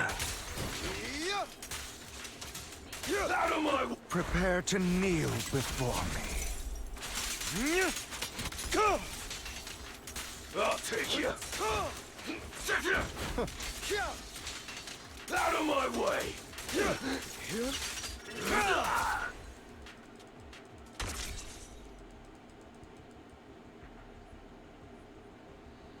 More of Landon's serum survives than expected. Fortunately, since they're still here, it means Dina hasn't executed the final step of her plan. There's likely a lot more stashed around here, and we have yet to locate the missing people. Our actions here won't go unnoticed. Perhaps they're making plans to deal with us on their side. With Landon and Dina's concoctions combined, she may be capable of creating a sacrifice that obeys her. If it comes to that. this will get far more troublesome. How about we split up? Hugo and Lycon will destroy what remains of the substance around here, and Vivian and I will go search elsewhere. Very well. Let's go with your plan. But be careful if you encounter Dina and her people. According to Camille, she's absolutely obsessed with completing her father's dying wish. Who knows what she may try. Let's part ways here for now. And perhaps the other manager could use Eos to guide us. Sure. I've been feeling way better these past few days, so just leave it to me. It's only now that I realize how fortunate we are to have two Lord Faithins. Yeah, but I feel like our work's doubled. In the past, Wise and I would only ever work on the same route. Greater power means more responsibility. And in any case, I'm sure the mayor would be able to provide double compensation. He's a very generous person, after all. Right, Lycon? I will request additional compensation from the mayor. It's not about compensation. It's just... I'm still not used to us being separated in the Hollow, so I'm worried about Wise's safety. Oh, but I have no doubt in your abilities. I just haven't gotten used to it yet.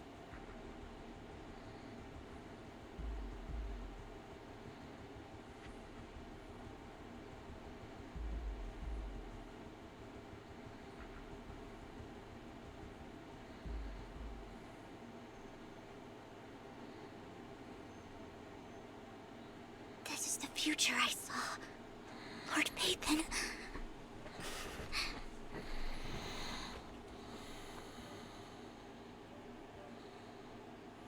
I'm sorry.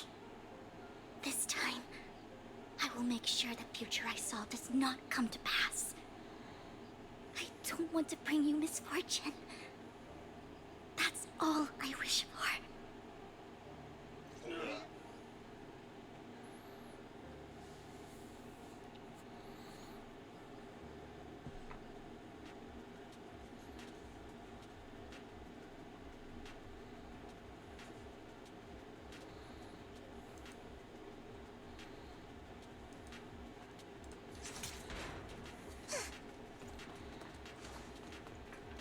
Leave this to me, Lord Phaethon.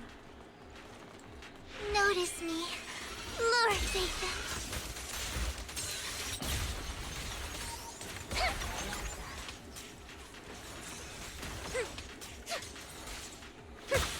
How dull. Don't touch me. Lord Phaethon, there might be more serum here.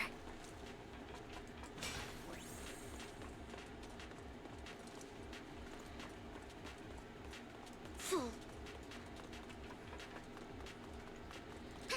Don't touch me. How dare you steal from Lady Dina!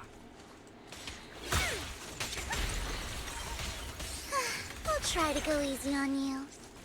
No promises.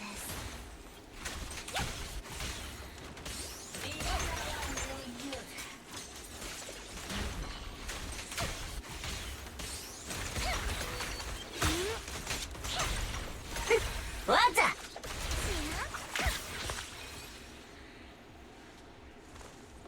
There are containers by the fissure. There's got to be something inside. Let's try opening them.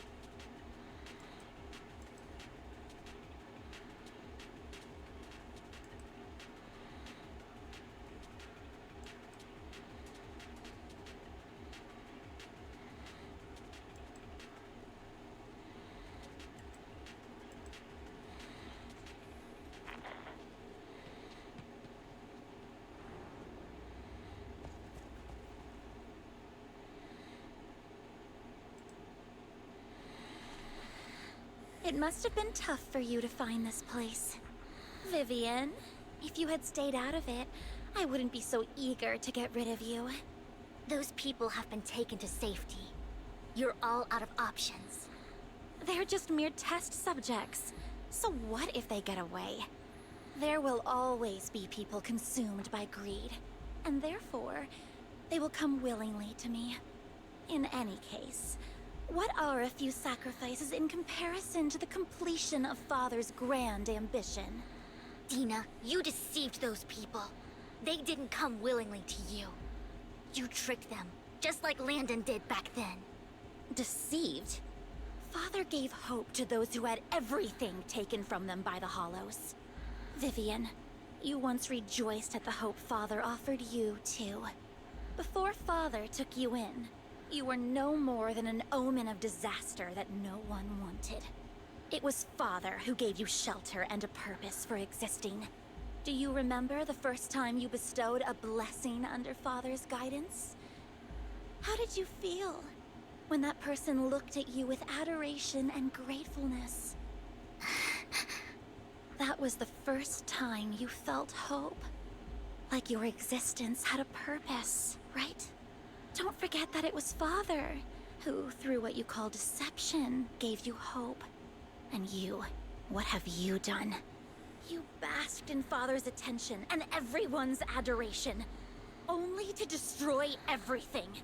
Do you think that by leaving the Exaltists, those people will live better lives? Of course not. Those who suffered under the Hollows will only continue on as walking corpses, without the hope Father gave them. Do you really think you're some sort of savior, Vivian? In the end, you're just an ungrateful brat who brings misfortune to those around her. It was you who destroyed everyone's hope. Not everyone wants to live in false hope, Dina. You say it's because of greed that people willingly become your sacrifices.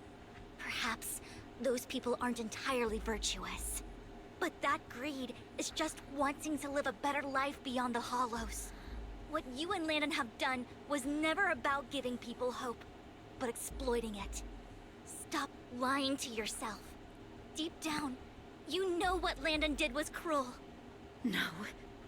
Back then, when Landon wanted to inject you with the serum, the fear in your face was as plain as day. I saw it all clearly.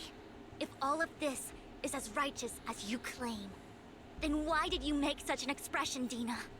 Don't look at me with such pity! Father did nothing wrong. All of this is to make something of the Hollows other than disaster. That's everyone's only hope. Tina, it's not too late to stop. Stop living in this lie. You know what would happen if a sacrifice loses control and escapes the Hollow. It's not the Hollows that are to blame for those people's deaths, but the hope you keep talking about. That will cause more despair and claim more lives. That is merely the necessary sacrifice to accomplish a greater goal. No one deserves to be a sacrifice. Your hypocritical magnanimity disgusts me. I can always go and get more test subjects if they've escaped. And I will be able to replicate Father's serum with enough time. With you gone, I'll be able to complete Father's gift to the Creator and fulfill his last wish. Camille, release the failed subjects. Lady Dina. Camille, are you going to do what you did before? You keep saying you'll follow the Creator, but it's all lies. Lady Dina, the Hollows took my family from me. I understand that there's no way to get back what I've lost. It was Lord Landon who told me that the Creator would guide me. One day, Hollows will no longer be disasters. Everyone will be able to survive inside them. I look forward to the day when this hope becomes reality. I watched you grow up, and I know that you've always looked up to your father. He gives you hope, and I destroyed that hope with my own hands. I know the pain of loss, so I've always felt guilty. I want to atone for the hope I destroyed. But Dina, I don't want to ruin more lives.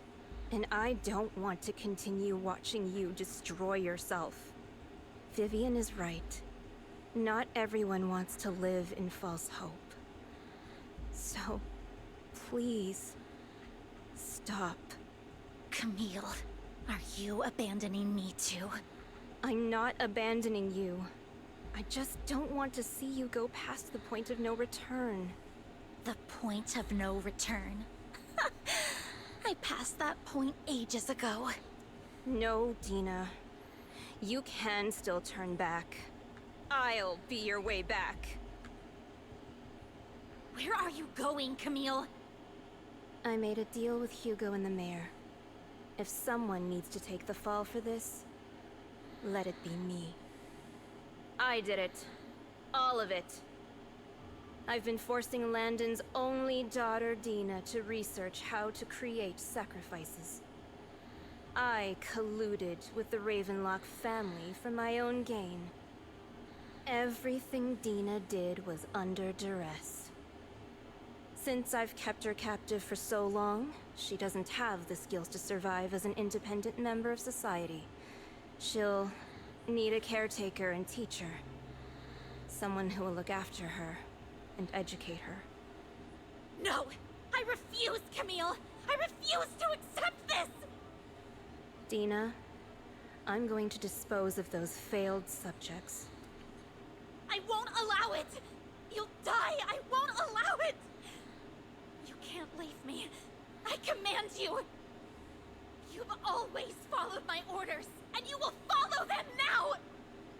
It wasn't your orders that I've been following. My younger sister, who was stolen from me by the Hollows, also had such beautiful red hair. When Landon told me the Creator could bring me hope, you were standing there, right behind him. I was certain, then and there, that this was the hope the Creator had given me. Start over, Dina. You still have so long, so much time. You'll make friends, find people who love you, and make many beautiful memories. That's not what I want! Camille, you're not allowed to die! I won't allow it! I won't allow it! Goodbye, Dina. And I'm sorry, Vivian. I'll leave the rest to you.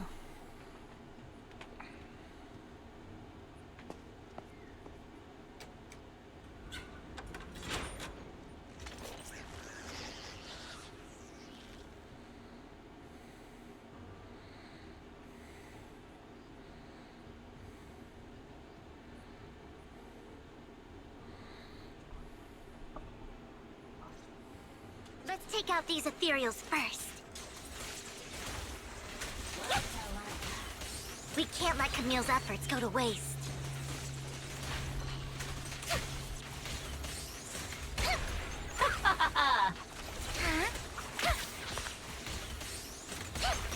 Don't.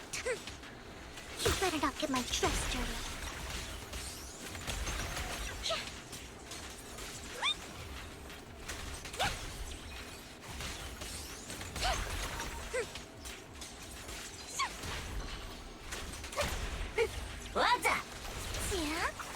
Let's go after Dina, Lord Phaethon.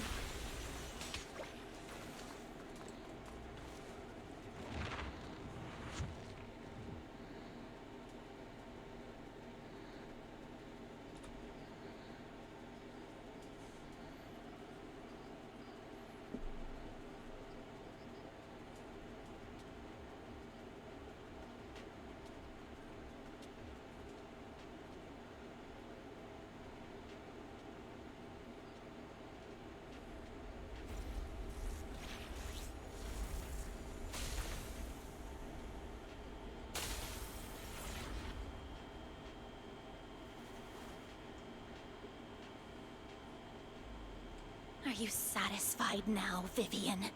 You were the one who brought yourself to this point.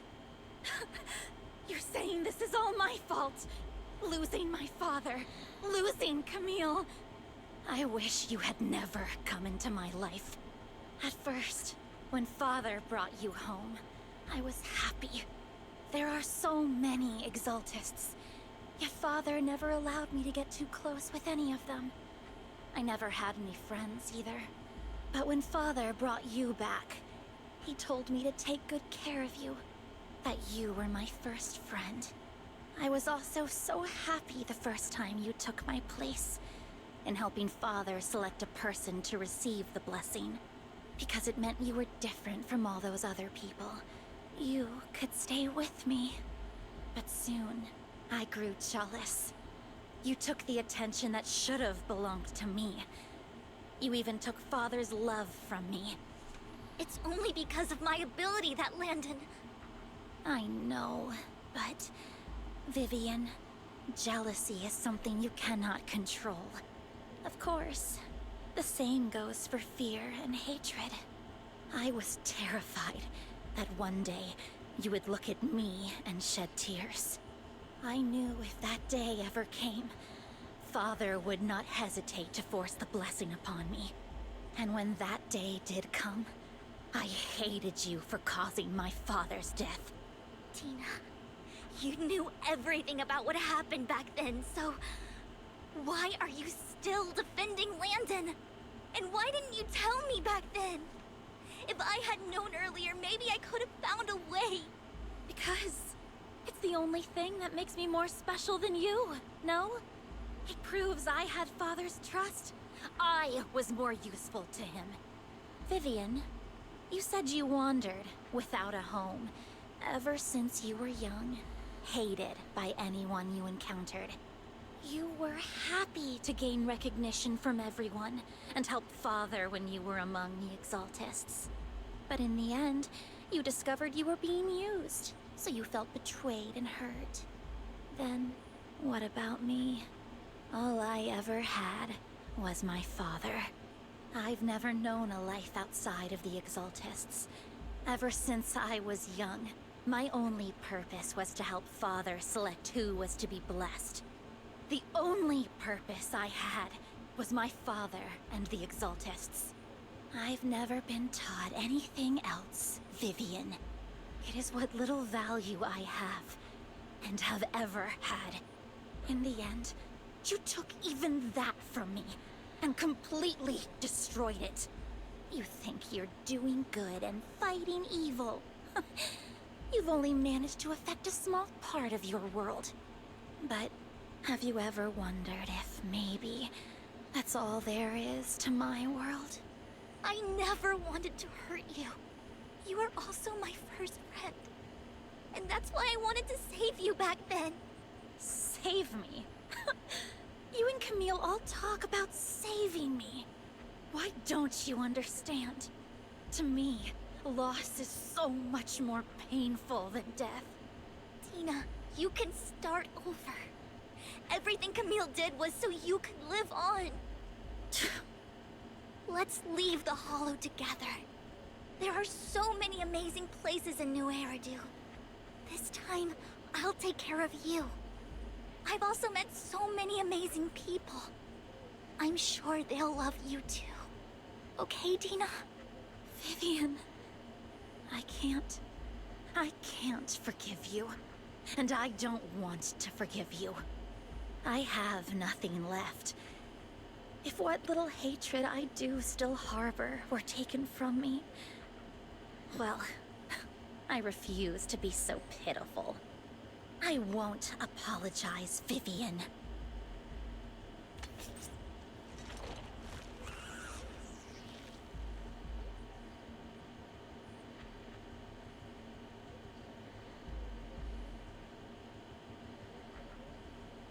I don't want to hate myself, so I can only hate you for killing my father, and hate Camille for leaving me.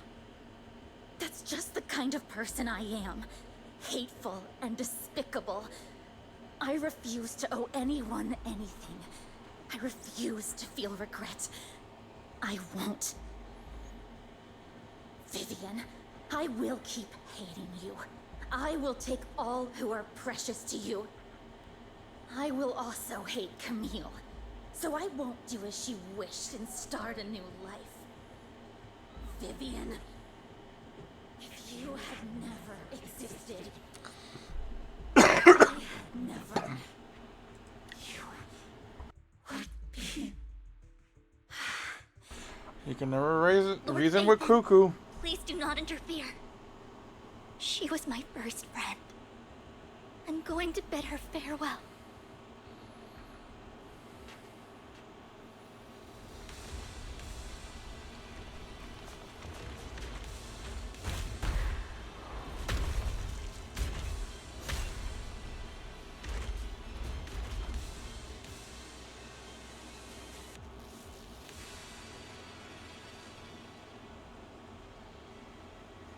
Dina, soon the pain will be over. Lord Phaethon, don't come any closer!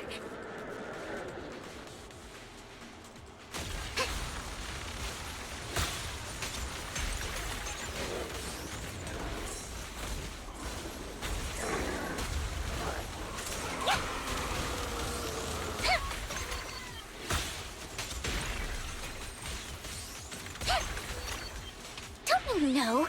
Get my dress dirty and you'll pay.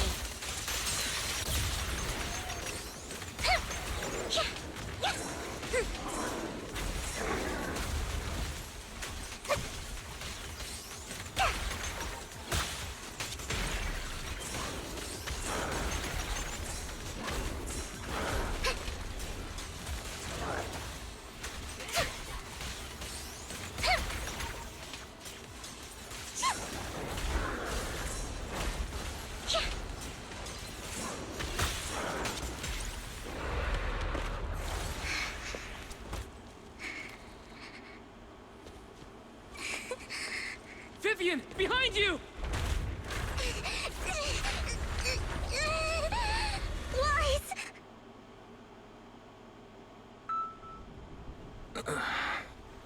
What happened? What the... Vivian! Lies. Don't come near me. This is my own choice.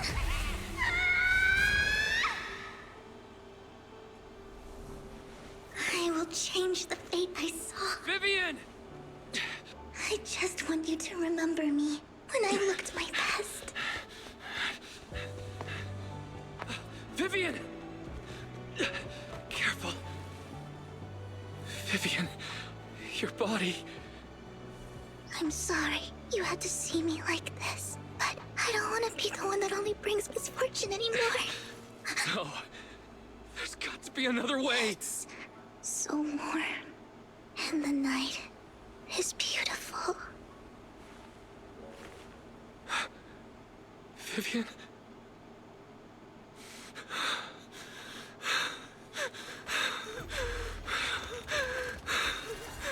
No. It can't end like this.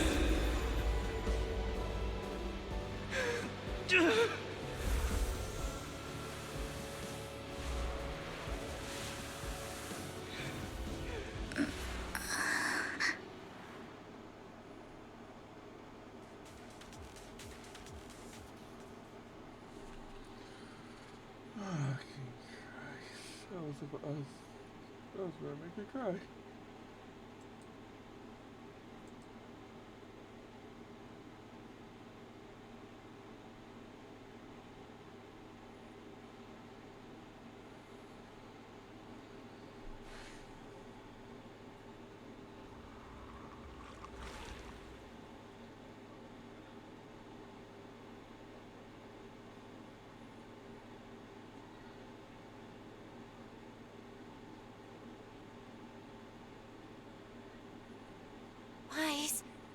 Wise!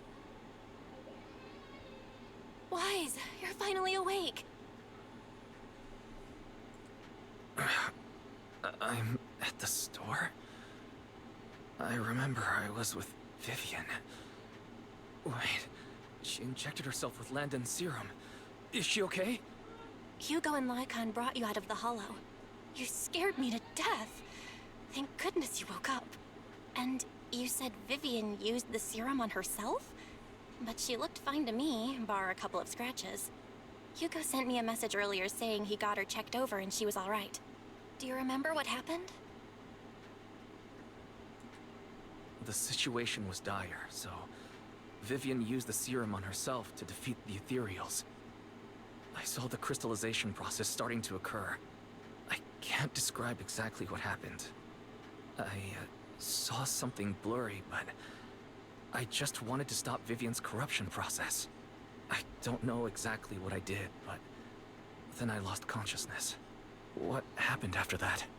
When I led Hugo and Lycon there, it was just you and Vivian lying there on the ground. We couldn't wake either of you. Let's put that aside for now. Do you feel any discomfort-wise? I'm a bit dizzy, but otherwise, I'm fine. Don't worry. Phew, that's good. You should rest for tonight. Hugo and Vivian said they'll come over tomorrow, so we can discuss the details then. Okay. Sorry for worrying you, Belle. Good night.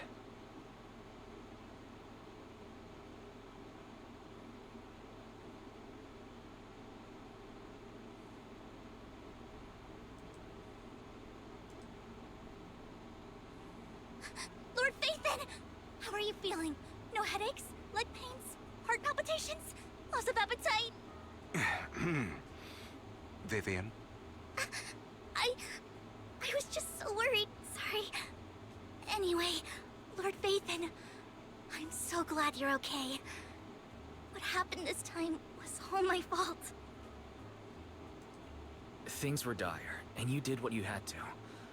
Plus, if it weren't for you, we wouldn't be here now. So what happened?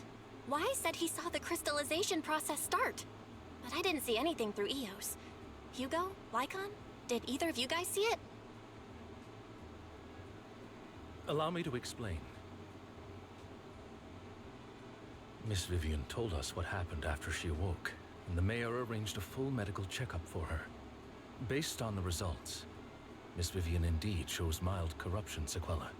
But if the crystallization process had already started, the lingering effects should be far more severe. To be precise, if the process had already reached the point of mass surface crystallization, it should have taken no time at all to become an ethereal. So, the mayor theorizes that it was the etheric energy within Master Proxy's body that affected Vivian's condition and the surrounding etheric particles, causing Vivian's corruption to recede. Essentially, corruption is a reaction between the etheric particles inside the body and in the surrounding environment. Therefore, it's not necessarily irreversible, just that currently our mainstream method of defense is prevention. I'm having a hard time believing that, even if it's coming from you, Lycon. It's almost like you're claiming I can manipulate etheric energy. Master Proxy, you are special. This is a gift your teacher left you. A gift from our teacher? How come I never knew about it? I don't know all the details, so I cannot explain everything to you. My apologies. However, Miss Yixuan might be able to answer some of your questions. She will visit you sometime soon, so please feel free to ask her any questions you may have. She has quite an eccentric personality. If she causes you any inconvenience... Can I file a complaint about her with you if she does? Master Proxy, you have always been a people person, so I trust you will handle things just fine. The way you said that just makes me more worried. In any case, the mayor has asked me to give everyone his most sincere gratitude. Unfortunately, the mayor could not come personally, but has promised everyone a favor. Provided it's within his means, he will offer his unconditional assistance once. There is no time limit on this favor. Unconditional, What if I wanted his position as mayor? If that is what you desire, then the mayor and his subordinates will be first in line to vote for you in the next election. As for the other votes, you'll have to work for them on your own. But should you assume office, I hope you take full responsibility for handling all day-to-day matters and lead by example. By sheer happenstance, the mayor has provided you with a copy of his current assignment, the City Waste Sorting and Processing proposal. Old fox. Well, can I request Lord Phaethon's? The mayor imagined you might ask. I have prepared all the necessary documents, and the ceremony expenses will be covered by the mayor as a gift. As long as Master Proxy agrees, we can sign and process the documents immediately. But this matter requires mutual consent, and cannot involve coercion, confinement, or one party's lack of consciousness. Stop! I would never do that to Lord Phaethon!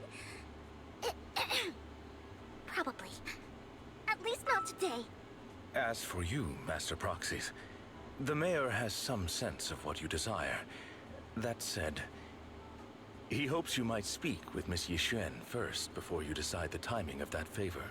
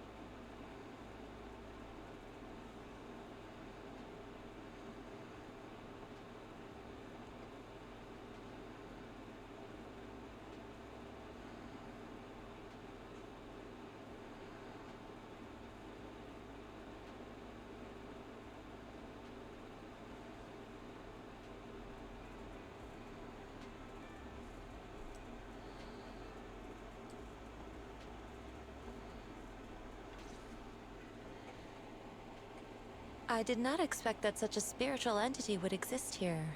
It appears this street is a geomantic gem. A spiritual entity? His name is Howl, and I guess you could count him as a neighbor of mine. Is there anything special about him? No, I was simply a bit surprised. It's rare to find such an intelligent individual of this breed. Even huskies can be really smart, like Howl. You're right. Yet, being overly intelligent comes at a price. It must stay here for prolonged periods of time, parted from its owner and unable to move about freely. Both a blessing and a curse. However, it seems quite happy. We've strayed a bit off topic. Since you're back, let's discuss our partnership.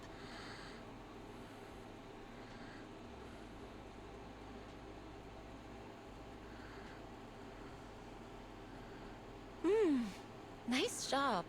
Good air circulation, excellent layout. Very suitable for a business.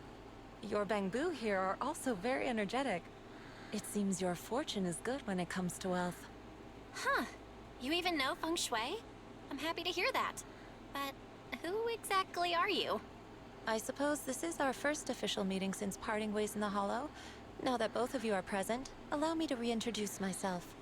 My name is Yi Xuan, a mystic from Yunquei Summit. Mystic?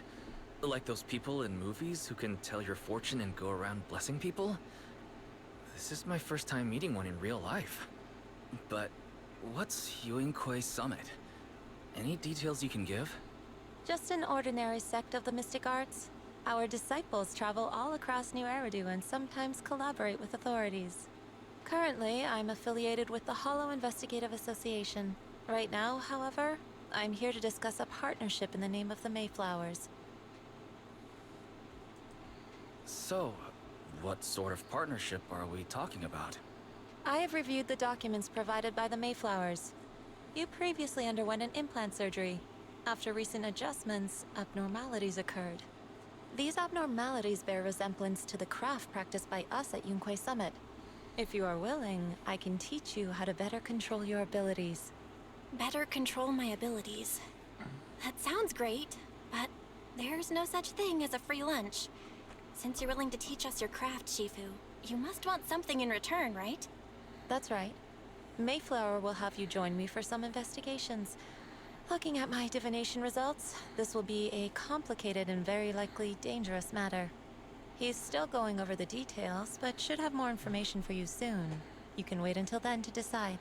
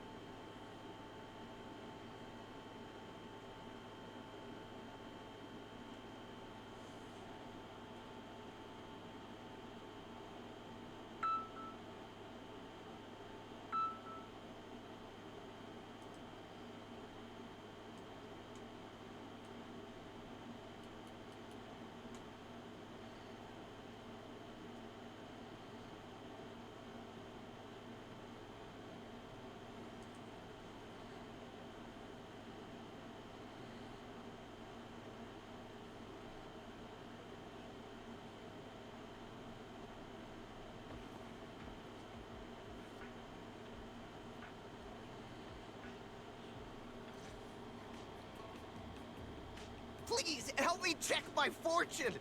Here's my pop. Look, doesn't this thick wealth line mean I'm about to strike it rich? I've looked it over, and your fortune is decent. Huh? You barely looked at it, and you're already done? You have good fortune. What? You don't believe me?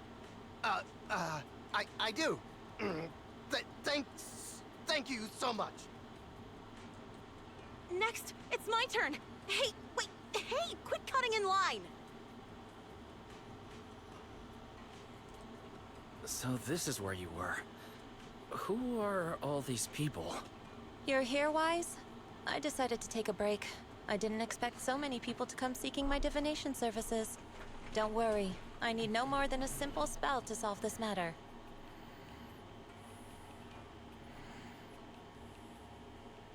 Fortune-telling services is 10,000 dennies per session.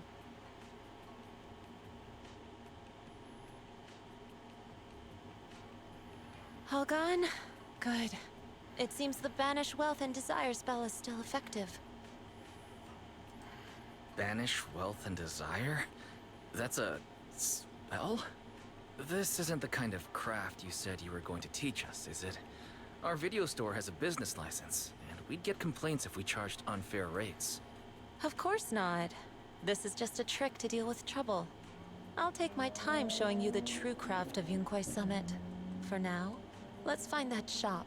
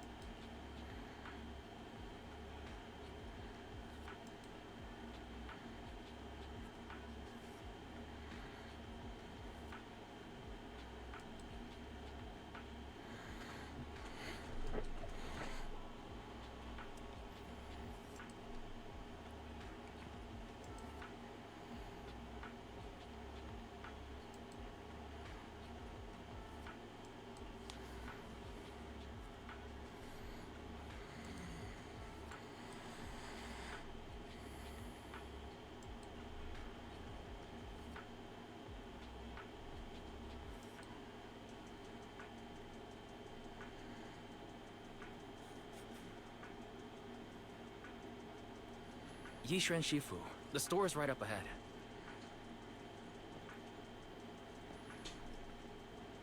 Yes, this is the place.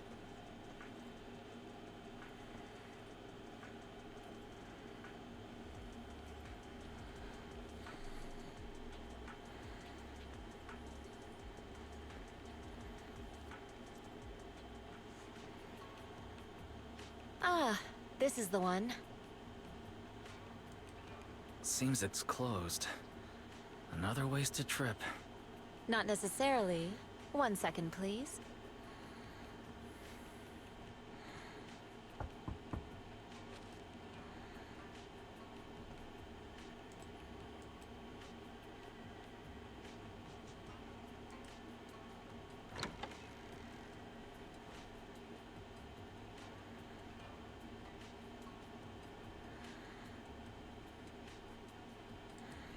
Huh? Is there someone inside? Relax. The boss prefers to do business with people they know. They like their peace and quiet, so they rarely open for customers. I'm an old acquaintance and just wanted to retrieve something. What a strange private business. Shifu, what exactly are you retrieving? Just some things needed for our future investigations. You'll know in time.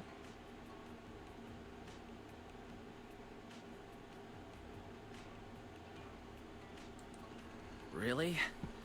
Shifu, I feel like you're always so mysterious. Rest assured, I'm not hiding anything from you. It's simply because the correct time has not yet arrived, so there is no need to rush.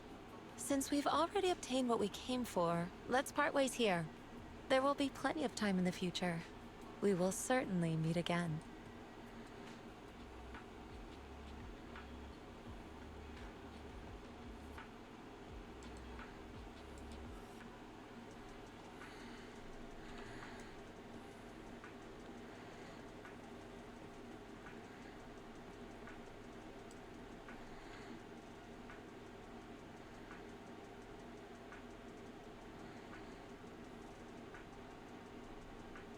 An afternoon nap is a wonderful way to replenish one's energy. Oh, you could use a newspaper as a pillow. Come back soon. Chatting with young people is a delight.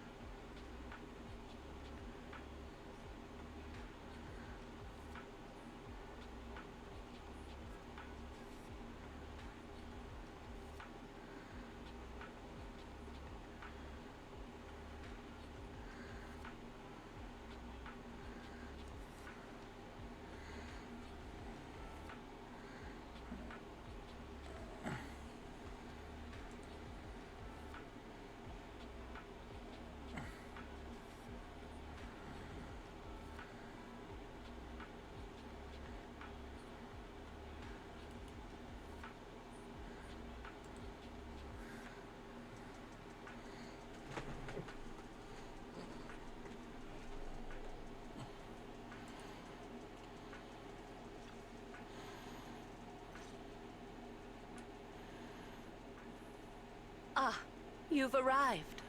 I wanted to ask you some questions about store management.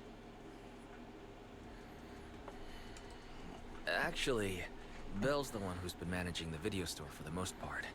But go ahead. I'll answer to the best of my ability. Customers have always loved purchasing carefully arranged bouquets. The flowers glistening with morning dew add beauty to their lives, and that, in itself, is fulfilling for me.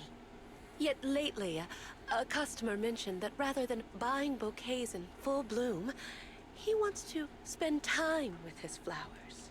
However, simple potted plants don't quite have the same aesthetic charm. So, I was thinking, perhaps I could create custom potted floral arrangements.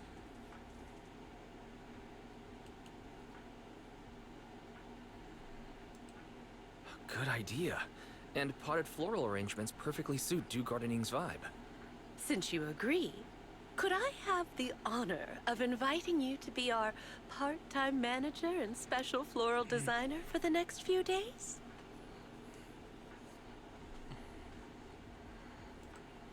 That was abrupt. So, are you gonna be busy with something else? Yes.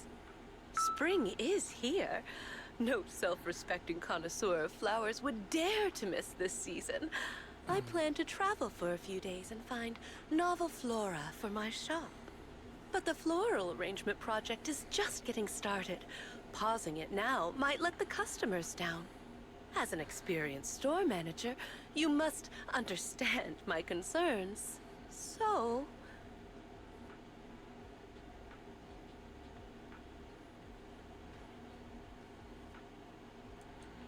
Well, since you asked, I'll do my best to take care of Dew Gardening these next few days. But I don't know how this works. Could you show me the ropes? As a floral designer, you first need to understand why your customers want flowers and what qualities they're looking for. Some customers may already have a specific flower in mind. If you can guess it correctly, it'll make them even more satisfied. Well, it's a bit hard to explain. Let's do a practice round. I'll pretend to be the customer.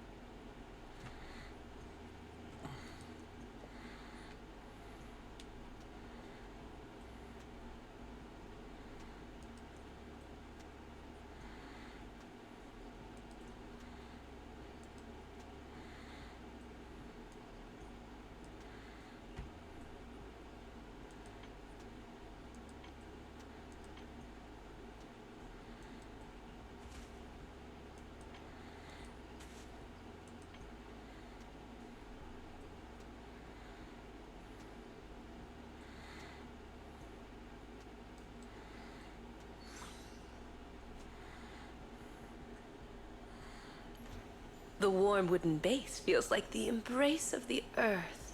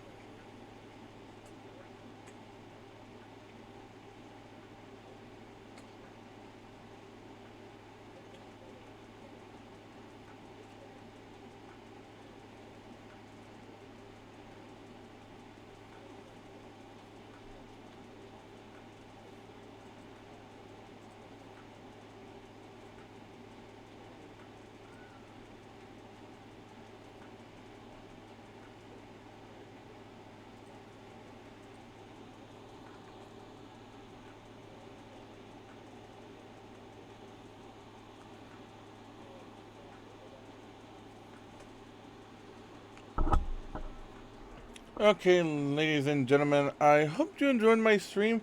I'll try to stream tomorrow if I can.